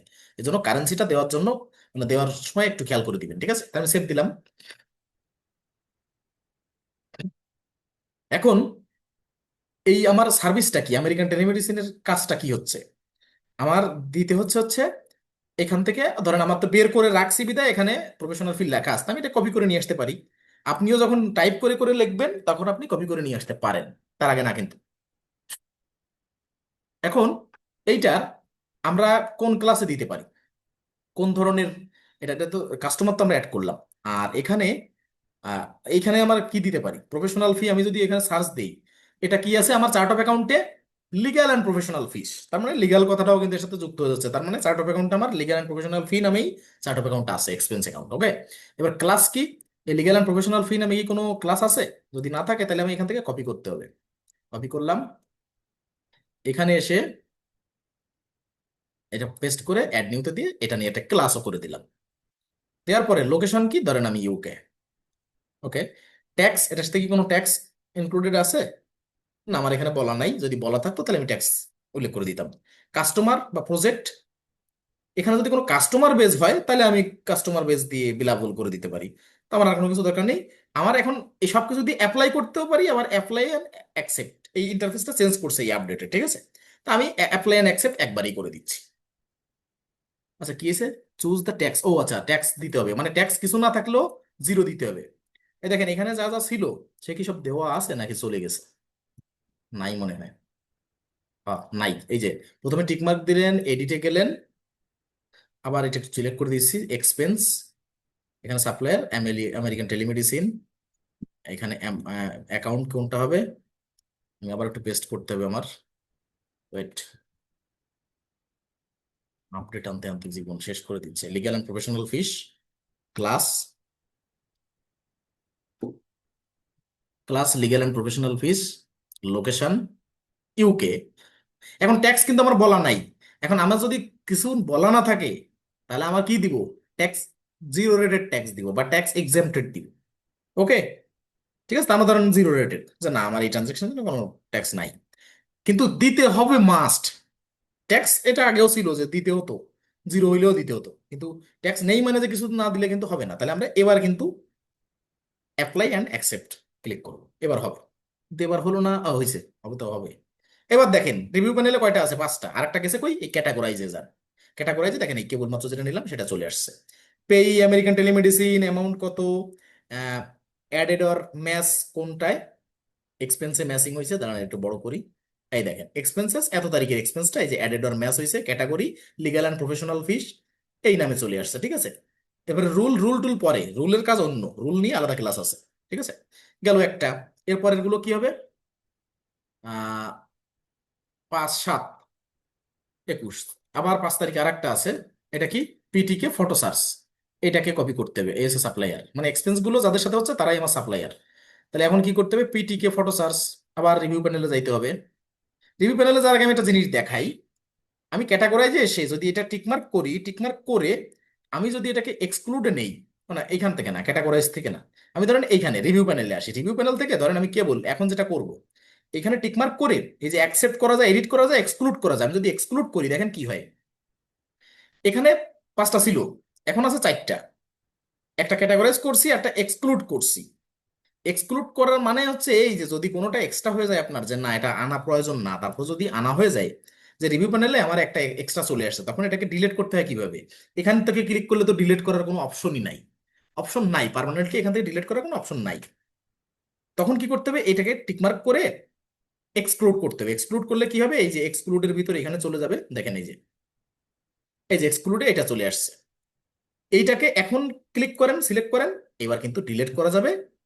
ডিলিট করলে এখান থেকে পার্মানেন্টলি ডিলিট হয়ে যাবে, আবার কিন্তু আপনার খাটনি দিয়ে অ্যাড করতে হবে। আর যদি আন্ডো করেন, এক্সক্লুড করার ধরেন কোনোভাবে এক্সক্লুড হয়ে গেছে চাপ লেগে হইলেও, বা যে কোনো কাজ করতে যে ভুল করে, তাহলে এক্সক্লুড একবার হয়ে গেলে আবার এখানে এই নির্ধারিত ট্রানজেকশনটা সিলেক্ট করবেন, টিকমার্ক করবেন, আন্ডো করবেন, আবার সেই রিভিউ প্যানেলে চলে যাবে। 4টা ছিল, এই যে 5টা হয়ে গেছে। ওকে, এটা হচ্ছে সিস্টেম। এক্সক্লুডের কাজ হচ্ছে এই। আচ্ছা, এবার আমি তাহলে 2 নম্বরটা করব। ঠিক আছে, এটা টিকমার্ক করব, এডিটে যাব।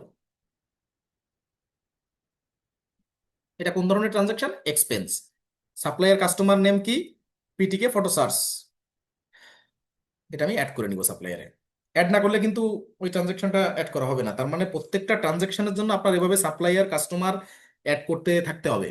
ঠিক আছে, এই যে পিটিকে ফটো সার্চ অ্যাড করছি। এখন এটা কোন খাতে খরচ হচ্ছে? এটা পিটিকে ফটো সার্চ। 2 নম্বর ট্রানজাকশন কোনটা? এই যে পিটিকে ফটো সার্চ। এটা কি? অ্যাডভার্টাইজিং এক্সপেন্সেস, অর্থাৎ এই যে ফটো যেগুলো আর কি দেয় এখানে। এখানে সার্চ করে অ্যাডভার্টাইজিং দিলে দেখবেন যে প্রমোশনাল। আচ্ছা, এখান থেকে একটু কেটে দিই। আদার টাইপ অফ এক্সপেন্সেসও আছে, আবার অ্যাডভার্টাইজিং অ্যান্ড প্রমোশনালও আছে। তাহলে আমরা এটা দিয়ে দেবো, অ্যাডভার্টাইজিং অ্যান্ড প্রমোশনাল। দিয়ে এটাকে আবার কপি করে নিয়ে আসবো। কেন কপি করে নিয়ে আসবো? আমরা ক্লাসটাও অ্যাড করে দেবো সাথে সাথে। এই ক্লাসে আমি অ্যাডে গেলাম। অ্যাডে যে ওই 1017-এর দরকার নেই আমার, মানে 1077-9-এর দরকার নেই, ওই চার্ট অফ অ্যাকাউন্টের নাম্বার দেওয়ার দরকার নেই। এই মানে এক্সপেন্সটাকে আমি ক্লাসে ইনক্লুড করে রাখলাম। হুম। আচ্ছা, এবার লোকেশন ইউকে দিচ্ছি। যদি আলাদা লোকেশনে আলাদা লোকেশন দিবেন। ট্যাক্স, এখানেও আমাদের যেখানে ট্যাক্স বলা নাই সেখানে কিন্তু ট্যাক্সের আমাদের কোনো হাত নাই। কিন্তু তারপরেও আমাদের কিন্তু জিরো রেটের হলেও দিতে হবে। ঠিক আছে, জিরো রেটের ট্যাক্স দিলাম। দিয়ে আমরা কি করব? Apply and accept. হয়ে গেল 2টা। এরপরে আছে কি? পরে ট্রানজাকশন। এইভাবে এইখান থেকে একটা করে নিতে হবে, এভাবে দিতে হবে। তার মানে খাটনি কিন্তু এইখানে ছোট খাটনি, কিন্তু লম্বা দীর্ঘ খাটনি। ঠিক আছে, এবার হচ্ছে কি? NSHMB, ওই যে ওই যেটা। ঠিক আছে, এই যে এটাকে কপি করলাম। এটা কি? Promotional, sorry professional expenses. ঠিক আছে, প্রফেশনাল এক্সপেন্সেস। এখানে গেলাম। এটা হচ্ছে কত তারিখ, তারিখটাও এখান থেকে মিলাতে হবে। দেখেন মিলাতে হবে কি কি তারিখ মিলাতে, এখান থেকে মিলাবেন তারিখ আগে। এটা হচ্ছে 5/7/21। আর হিসাব খাত মিলাবেন 5/7/21। টিকমার্ক দিব, এডিটে যাব, এখানে যাব, এক্সপেন্স সিলেক্ট করব, পেইতে। এটাও যেহেতু এক্সপেন্স, এই জন্য আমরা সাপ্লায়ার অ্যাড করব। এটা হচ্ছে আমার সাপ্লায়ার।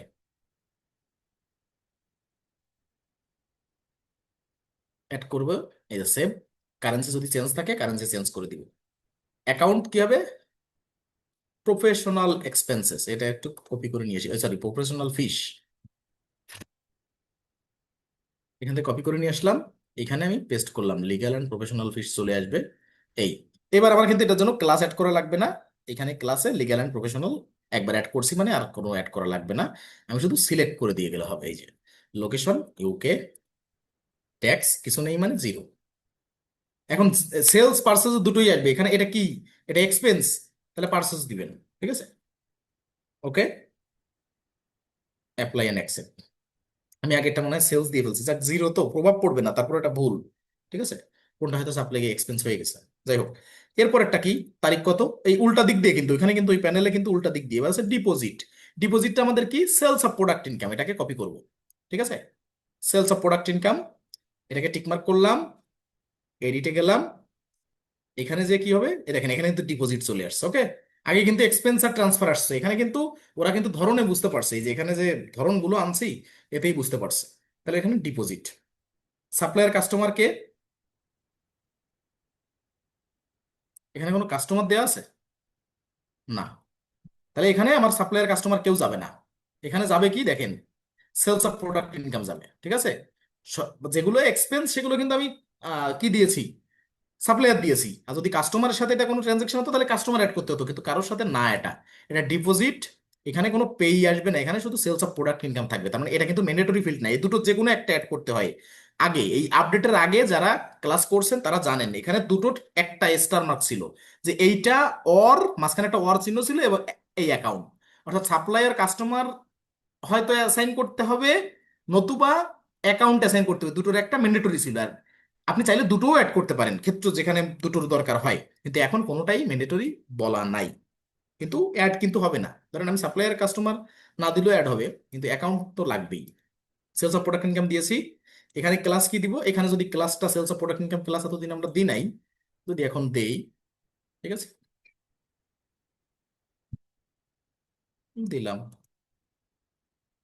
না দিলেও হয় এই ক্লাসটা, ঠিক আছে, লোকেশন ইউকে, ট্যাক্স সেলসের ক্ষেত্রে জিরো, সেলস, ওকে, দিয়ে এই হয়ে গেল। এখানে কিন্তু আমরা পেই দিই নাই, ঠিক আছে, এখানে পেই আমাদের লাগেই নাই। আচ্ছা, এইবার আর দুটো আছে, তারপর আমাদের হয়ে যাবে। এবার হচ্ছে কোনটা, এইটা ইফ বাই ফোন। এই ছয়টা এটাই অবস্থা, দেখেন খারাপ হয়ে যাচ্ছে। তাইলে চিন্তা করেন যেখানে 600 6000 যেখানে হয় তখন কি হয়। ইফ বাই ফোন এটা কি, অ্যাডভার্টাইজিং এক্সপেন্স, আমরা এটাকে কপি করি। ইফ বাই ফোনকেও কপি করলাম, অ্যাডভার্টাইজিং এক্সপেন্সকেও কপি করলাম। তাহলে কি করব, এই যে নিচেরটা ইফ বাই ফোন, এটাকে টিকমার্ক দিলাম, এডিটে গেলাম, এখানে এটা কি এক্সপেন্স, সাপ্লায়ারকে ইফ বাই ফোন আমার আগে সাপ্লায়ার অ্যাড করা নাই। আগে যদি একবার সাপ্লায়ারকে ওকে অ্যাড করা থাকে তাহলে আর তাকে আর দ্বিতীয়বার কখনো অ্যাড করা লাগবে না, ওটা সিলেক্ট করে দিলে হয়ে যাবে। দেখেন ম্যাক্সিমাম ক্ষেত্রে কিন্তু সিমিলারিটি পাবেন, যে কিছু কিছু নিয়ম সব ক্ষেত্রে সমানভাবে প্রযোজ্য।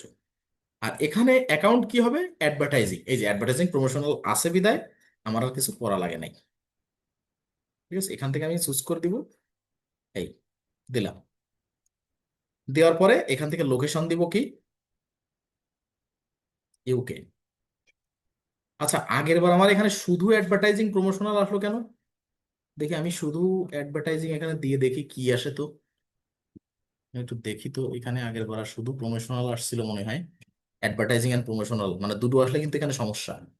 শুধু অ্যাডভার্টাইজিং দিলে কি আসতেছে, ওয়েট,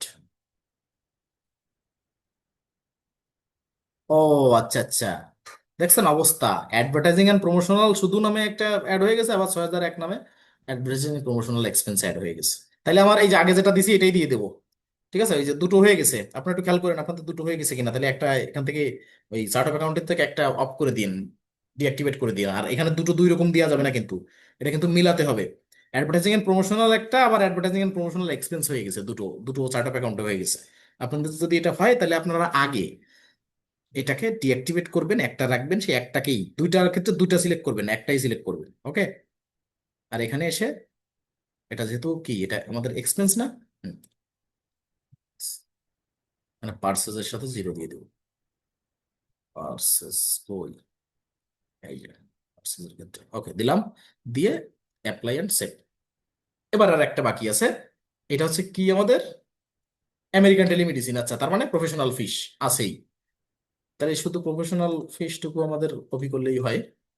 আমেরিকান টেলিমেডিসিনে আমাদের সাপ্লায়ার আছে আমরা জানি, তাহলে আমরা টিকমার্ক দিলাম, এডিটে যাব, এখানে যাব, এক্সপেন্সে যাব, এখানে আমেরিকান টেলিমেডিসিন সিলেক্ট করব, এইখানে প্রফেশনাল ফিসটা পেস্ট করলাম, লিগ্যাল অ্যান্ড প্রফেশনাল ফিসটা চুজ করলাম, ক্লাসে এসে লিগ্যাল অ্যান্ড প্রফেশনাল ফিসটাকে সিলেক্ট করে দিলাম, লোকেশন ইউকে। আর এখানে যেহেতু এটা এক্সপেন্স, আমি এখানে জিরো রেটেড ট্যাক্স দিয়ে দিচ্ছি পার্সেসের ক্ষেত্রে, অ্যাপ্লাই। দেখেন রিভিউ প্যানেলে জিরো ছিল যতক্ষণ, মানে সরি জিরো হয়েছে এখন, যতক্ষণ পর্যন্ত একটাও ছিল তখন কিন্তু এইখানে এই যে টিকমার্ক যেখানে হয়েছে এখানে কিন্তু সংখ্যা লেখা ছিল, কিসের সংখ্যা, ট্রানজেকশন সংখ্যা, যে রিভিউ প্যানেলে কয়টা আছে। প্রথমে এখানে ছিল 6, একটা ক্যাটাগরাইজ করার পরে ছিল 5 4 3 2 1, এইভাবে ছিল একটা পর্যন্ত ছিল। সর্বশেষটা করার পরে এখানে রিভিউ প্যানেলে কোনো ট্রানজেকশন নাই, এই যে ব্লাঙ্ক হয়ে গেছে, এই যে অল ক্যাচ আপ, এইটারে বলে ক্যাচ আপ। ক্লিন আপ আর ক্যাচ আপ খোঁজেন না, আর কিছুই না, এটাকে বলে ক্যাচ আপ। আর ক্লিন আপ হচ্ছে কি, কোনো আহ, এই যে ধরেন স্টার্ট আপ অ্যাকাউন্ট তো অনেক থাকে, ধরেন আহ, কিরকম এর ভিতরে ম্যাক্সিমাম গুলো ক্লিন আপ করতে হয় কোনগুলা, ধরেন অ্যাকাউন্ট রিসিভেবল, অ্যাকাউন্ট পেয়াবল, বা এই যে দীর্ঘদিন ধরে যেগুলো আপনার পড়ে আছে, রাইট অফ করতে হয় যেগুলা, ঠিক আছে, যে টাকা পাচ্ছেন না, অনাদায়ী আছে। তারপরে মানে কোনো ট্রানজেকশন, মানে অ্যাকাউন্ট টু অ্যাকাউন্ট কোনো ট্রানজেকশন যেন কোনোটার সাথে জড়ানো না থাকে, পেন্ডিং না থাকে, ওগুলো ক্লিয়ারেন্স করাকে ক্লিন আপ বলে। আর ক্যাশ আপ কোনটাকে বলে? এইটাকে বলে ক্যাশ আপ। ঠিক আছে, এইখানে প্যানেল, রিভিউ প্যানেলে আছে। ধরেন অনেকে দীর্ঘদিন ধরে এই রিভিউ প্যানেলে পড়ে থাকে, কেউ কিছু কোনো কাজ করায় না, মানে বুককিপার দিয়ে কাজ করায় না। এই জন্য এইটাকে সব ক্যাচ আপ করতে হয় এটাকে। মানে যতটা না এটাকে রিভিউ প্যানেল চেনে বহির্বিশ্বের মানুষ, বা যতটা না আপনার কি বলে বুককিপারদের বা ক্লায়েন্টরা এটাকে ক্যাটাগরাইজার থেকে ভালো চেনে, কি জানেন? ক্যাচ আপ নাম।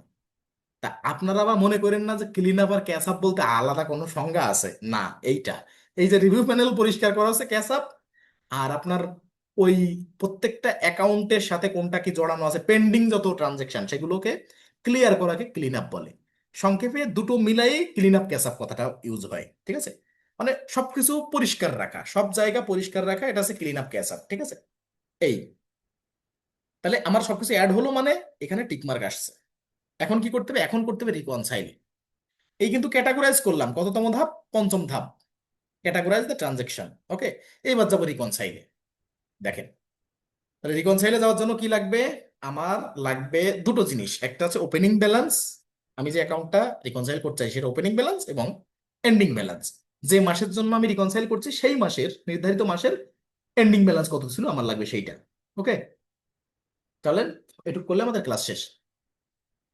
এখন যাবো কোথায়? রিকনসাইলে যাবো। এই যে ব্যাংক ট্রানজেকশনের এখানে কাজ শেষ, এখানে টিকমার্ক থাকবে মানে এখানে আর কোনো কাজই নাই।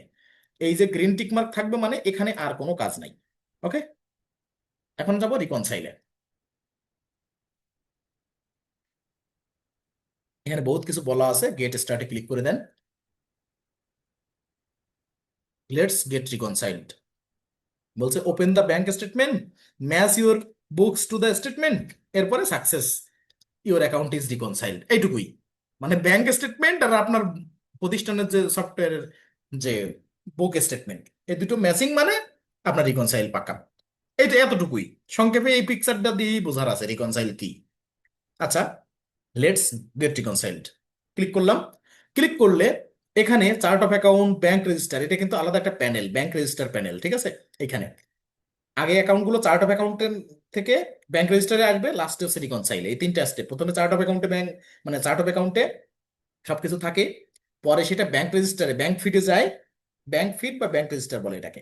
এরপরে ফাইনাল স্টেজ হচ্ছে রিকনসাইল। আমরা ব্যাংক রেজিস্টারে অলরেডি নিয়ে আসছি, কোথায়? যেটা এই যে ক্যাটাগরাইজ করছি, যেখানে প্রত্যেকটা অ্যাকাউন্টকে বিভিন্ন খাতে ক্যাটাগরাইজ করছি, ওটা হচ্ছে ব্যাংক রেজিস্টার। সেই ব্যাংক রেজিস্টারের থেকে এখন বাকি আছে আমাদের রিকনসাইল করতে। এখন আসছে রিকনসাইলে। এখন বলছে which account do you want to reconcile. এখন আপনি এখান থেকে যে কোনো অ্যাকাউন্ট রিকনসাইল করতে পারেন। এই যে দেখেন অনেক কিছু আছে এখানে, এখানে মেট্রো ব্যাংক আছে, পেপাল আছে, ক্রেডিট কার্ড আছে, সবকিছু আছে। বা এই যে যে বিভিন্ন মানে অ্যাসেট, বিভিন্ন এক্সপেন্স, এগুলোও কিন্তু রিকনসাইল করা যায়। মানে প্রত্যেকটা হিসাব খাতকে রিকনসাইল করা যায়, প্রত্যেকটা হিসাব খাতকে রিকনসাইল করা যায়। এই জন্য এখানে ম্যাক্সিমাম দেখবেন আসবে, ম্যাক্সিমাম গুলো এখানে আসবে। ওকে, এখন আমি কি করব? ব্যাংক অফ ইংল্যান্ডে আমি এটা করতে চাচ্ছি, তো আমি এইখান থেকে চুজ করব। যখন আমরা পেপাল করব এর পরবর্তী ক্লাসে, বা ক্রেডিট কার্ড করব, তখন সেগুলো সিলেক্ট করব। আমরা ব্যাংক অফ ইংল্যান্ডকে চুজ করলাম। এখানে মানে ইউএসডি আছে, ঠিক আছে, সেটা আমরা পূরণ করা কিছু নাই। এখন দেখেন এই বিগিনিং ব্যালেন্সটা আসলো কিভাবে? 250। আমরা এবার যাব কোথায়? আমাদের এই যে মিলাবো, জাস্ট ম্যাচিং করব। ধরেন আমি হুট করে মাঝখান দিয়ে কোনো একটা মাস আমি রিকনসাইল করতেছি, তখন আমি কি মিলাতে হবে? এই যে ব্যাংক স্টেটমেন্ট আছে, সেখানে বিগিনিং ব্যালেন্স কত দেওয়া আছে আর এন্ডিং ব্যালেন্স কত। এই যে বিগিনিং ব্যালেন্স বা ওপেনিং ব্যালেন্স $250, আর এন্ডিং ব্যালেন্সটা আমার দেখে আসতে হবে, এন্ডিং ব্যালেন্স 1767.65। এটা কিন্তু দেওয়া নাই, কিন্তু তারপর আমার এখান থেকে কপি করতে হবে। কপি করলাম, ঠিক আছে, বা মনে রাখলে হচ্ছে, সমস্যা নেই। এবার এই যে যে 600, মানে সরি 250, এটা কোথা থেকে আসলো? আমরা মনে আছে ওই যে 1 নম্বরে চেক করছিলাম, চার্ট অফ অ্যাকাউন্টে যে, চার্ট অফ অ্যাকাউন্টে যে চেক করছিলাম যে আহ, প্রথম প্রথম পদক্ষেপ যে আমার ওইটা, মানে যে অ্যাকাউন্টটা আমি করতে চাচ্ছি রিকনসাইল, সেইটা আমার এক হচ্ছে সফটওয়্যারে আছে কিনা অ্যাড করা, দ্বিতীয়ত ওইটা আমার আহ, কি বলে ওটাকে, ওপেনিং ব্যালেন্স আছে কিনা। তো সেই ওপেনিং ব্যালেন্সটা আমরা আবার একটু দেখে আসি যে ওই 250 কোথা থেকে আসলো।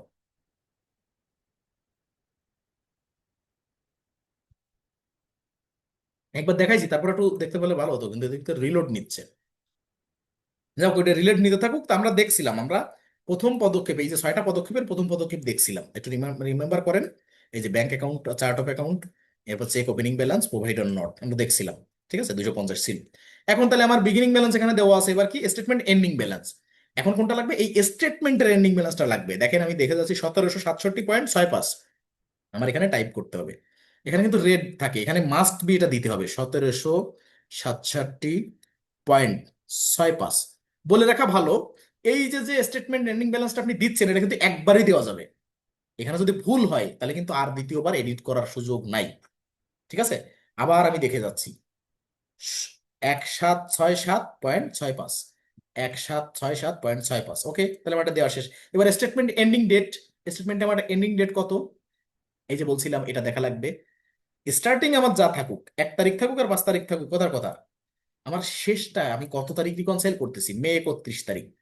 আমার যদি হতো জুনের 30 তারিখ, তাতেও আমার তাই দিতে হতো। এনে 30, 31 বা ফেব্রুয়ারির 28 বা 29, সরি, এরকম যদিও হয় অনেক সময়, যে লিপ ইয়ারের সময় বা তারতম্য এরকম ফেব্রুয়ারি মাসেও, সেক্ষেত্রেও কিন্তু মানে মাসের লাস্ট ডেটটা দিতে হবে, সহজ কথা, প্রত্যেক মাসের লাস্ট ডেটটা। এখন আমার কি করতে হবে? এখান থেকে 2021 সাল, তাই না? আমি এখানে টাইপ করতেছি, আমার আগে আগে কি আসবে? মাস, তাই না? 5/31/2021। এবার দেখি ক্যালেন্ডারে ক্লিক করে, এই দেখেন মে মাসের 31 তারিখ চলে আসছে, তার মানে আগে মাস, 5 মাস 31 তারিখ, 21 সাল।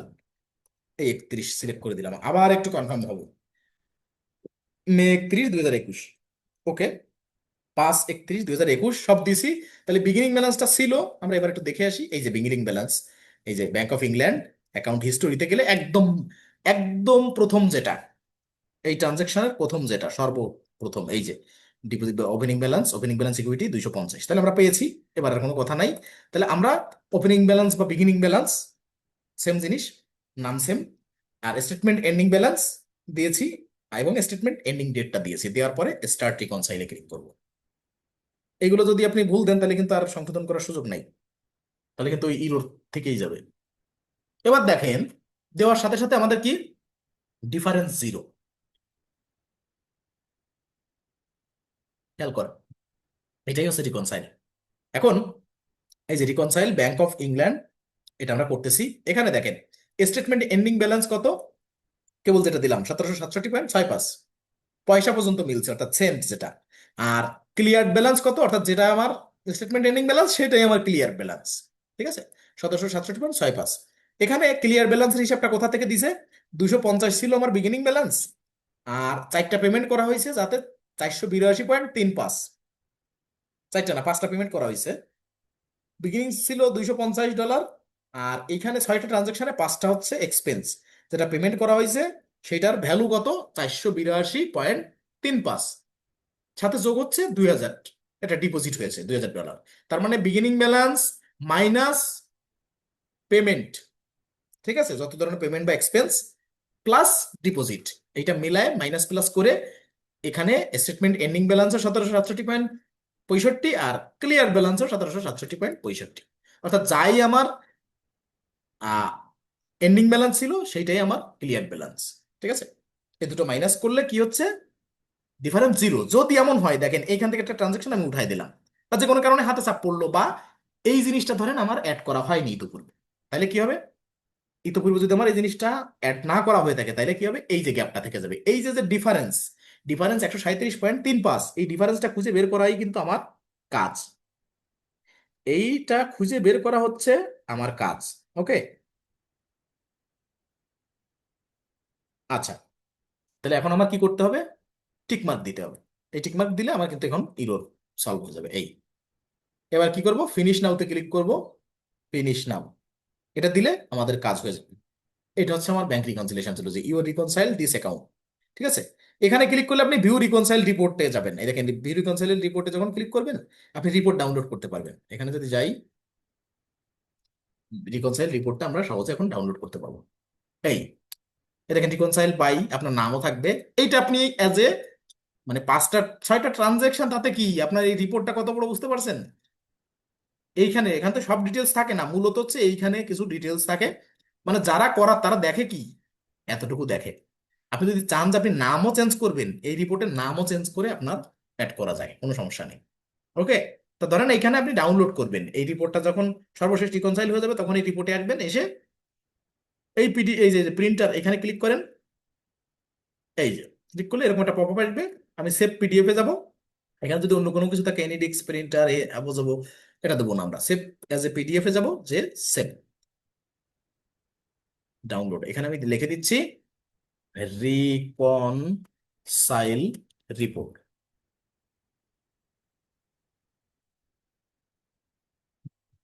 মে 2021। ওকে, সেভ। এটা সেভ হয়ে গেছে। এখন এইটা ছিল হচ্ছে আমাদের আজকে ক্লাস। এই জিনিসটা যদি কারোর বুঝতে অসুবিধা না হয়, তার কাছে কুইক বুকসে আর বোঝার মতো কিছু নাই। যারা এটা সহজে বুঝছেন তারা ধরে নেবেন যে কুইক বুকসের সর্বোচ্চ যেটা, এটা হচ্ছে তাই। এবং এই কাজটা ঘুরে ফিরে সব থেকে বেশি, হোক সেটা ব্যাংক রিকনসিলিয়েশন, হোক পেপাল, হোক ক্রেডিট কার্ড, যে কোনো পেমেন্ট গেটওয়ে রিকনসাইল করতে গেলে আপনার এই সেম খাটনিটাই পড়বে সর্বদা। বুঝতে পারছেন? আশা করি এটা বুঝতে কষ্ট হবে না। আজকে ক্লাস এই পর্যন্ত। Best of luck.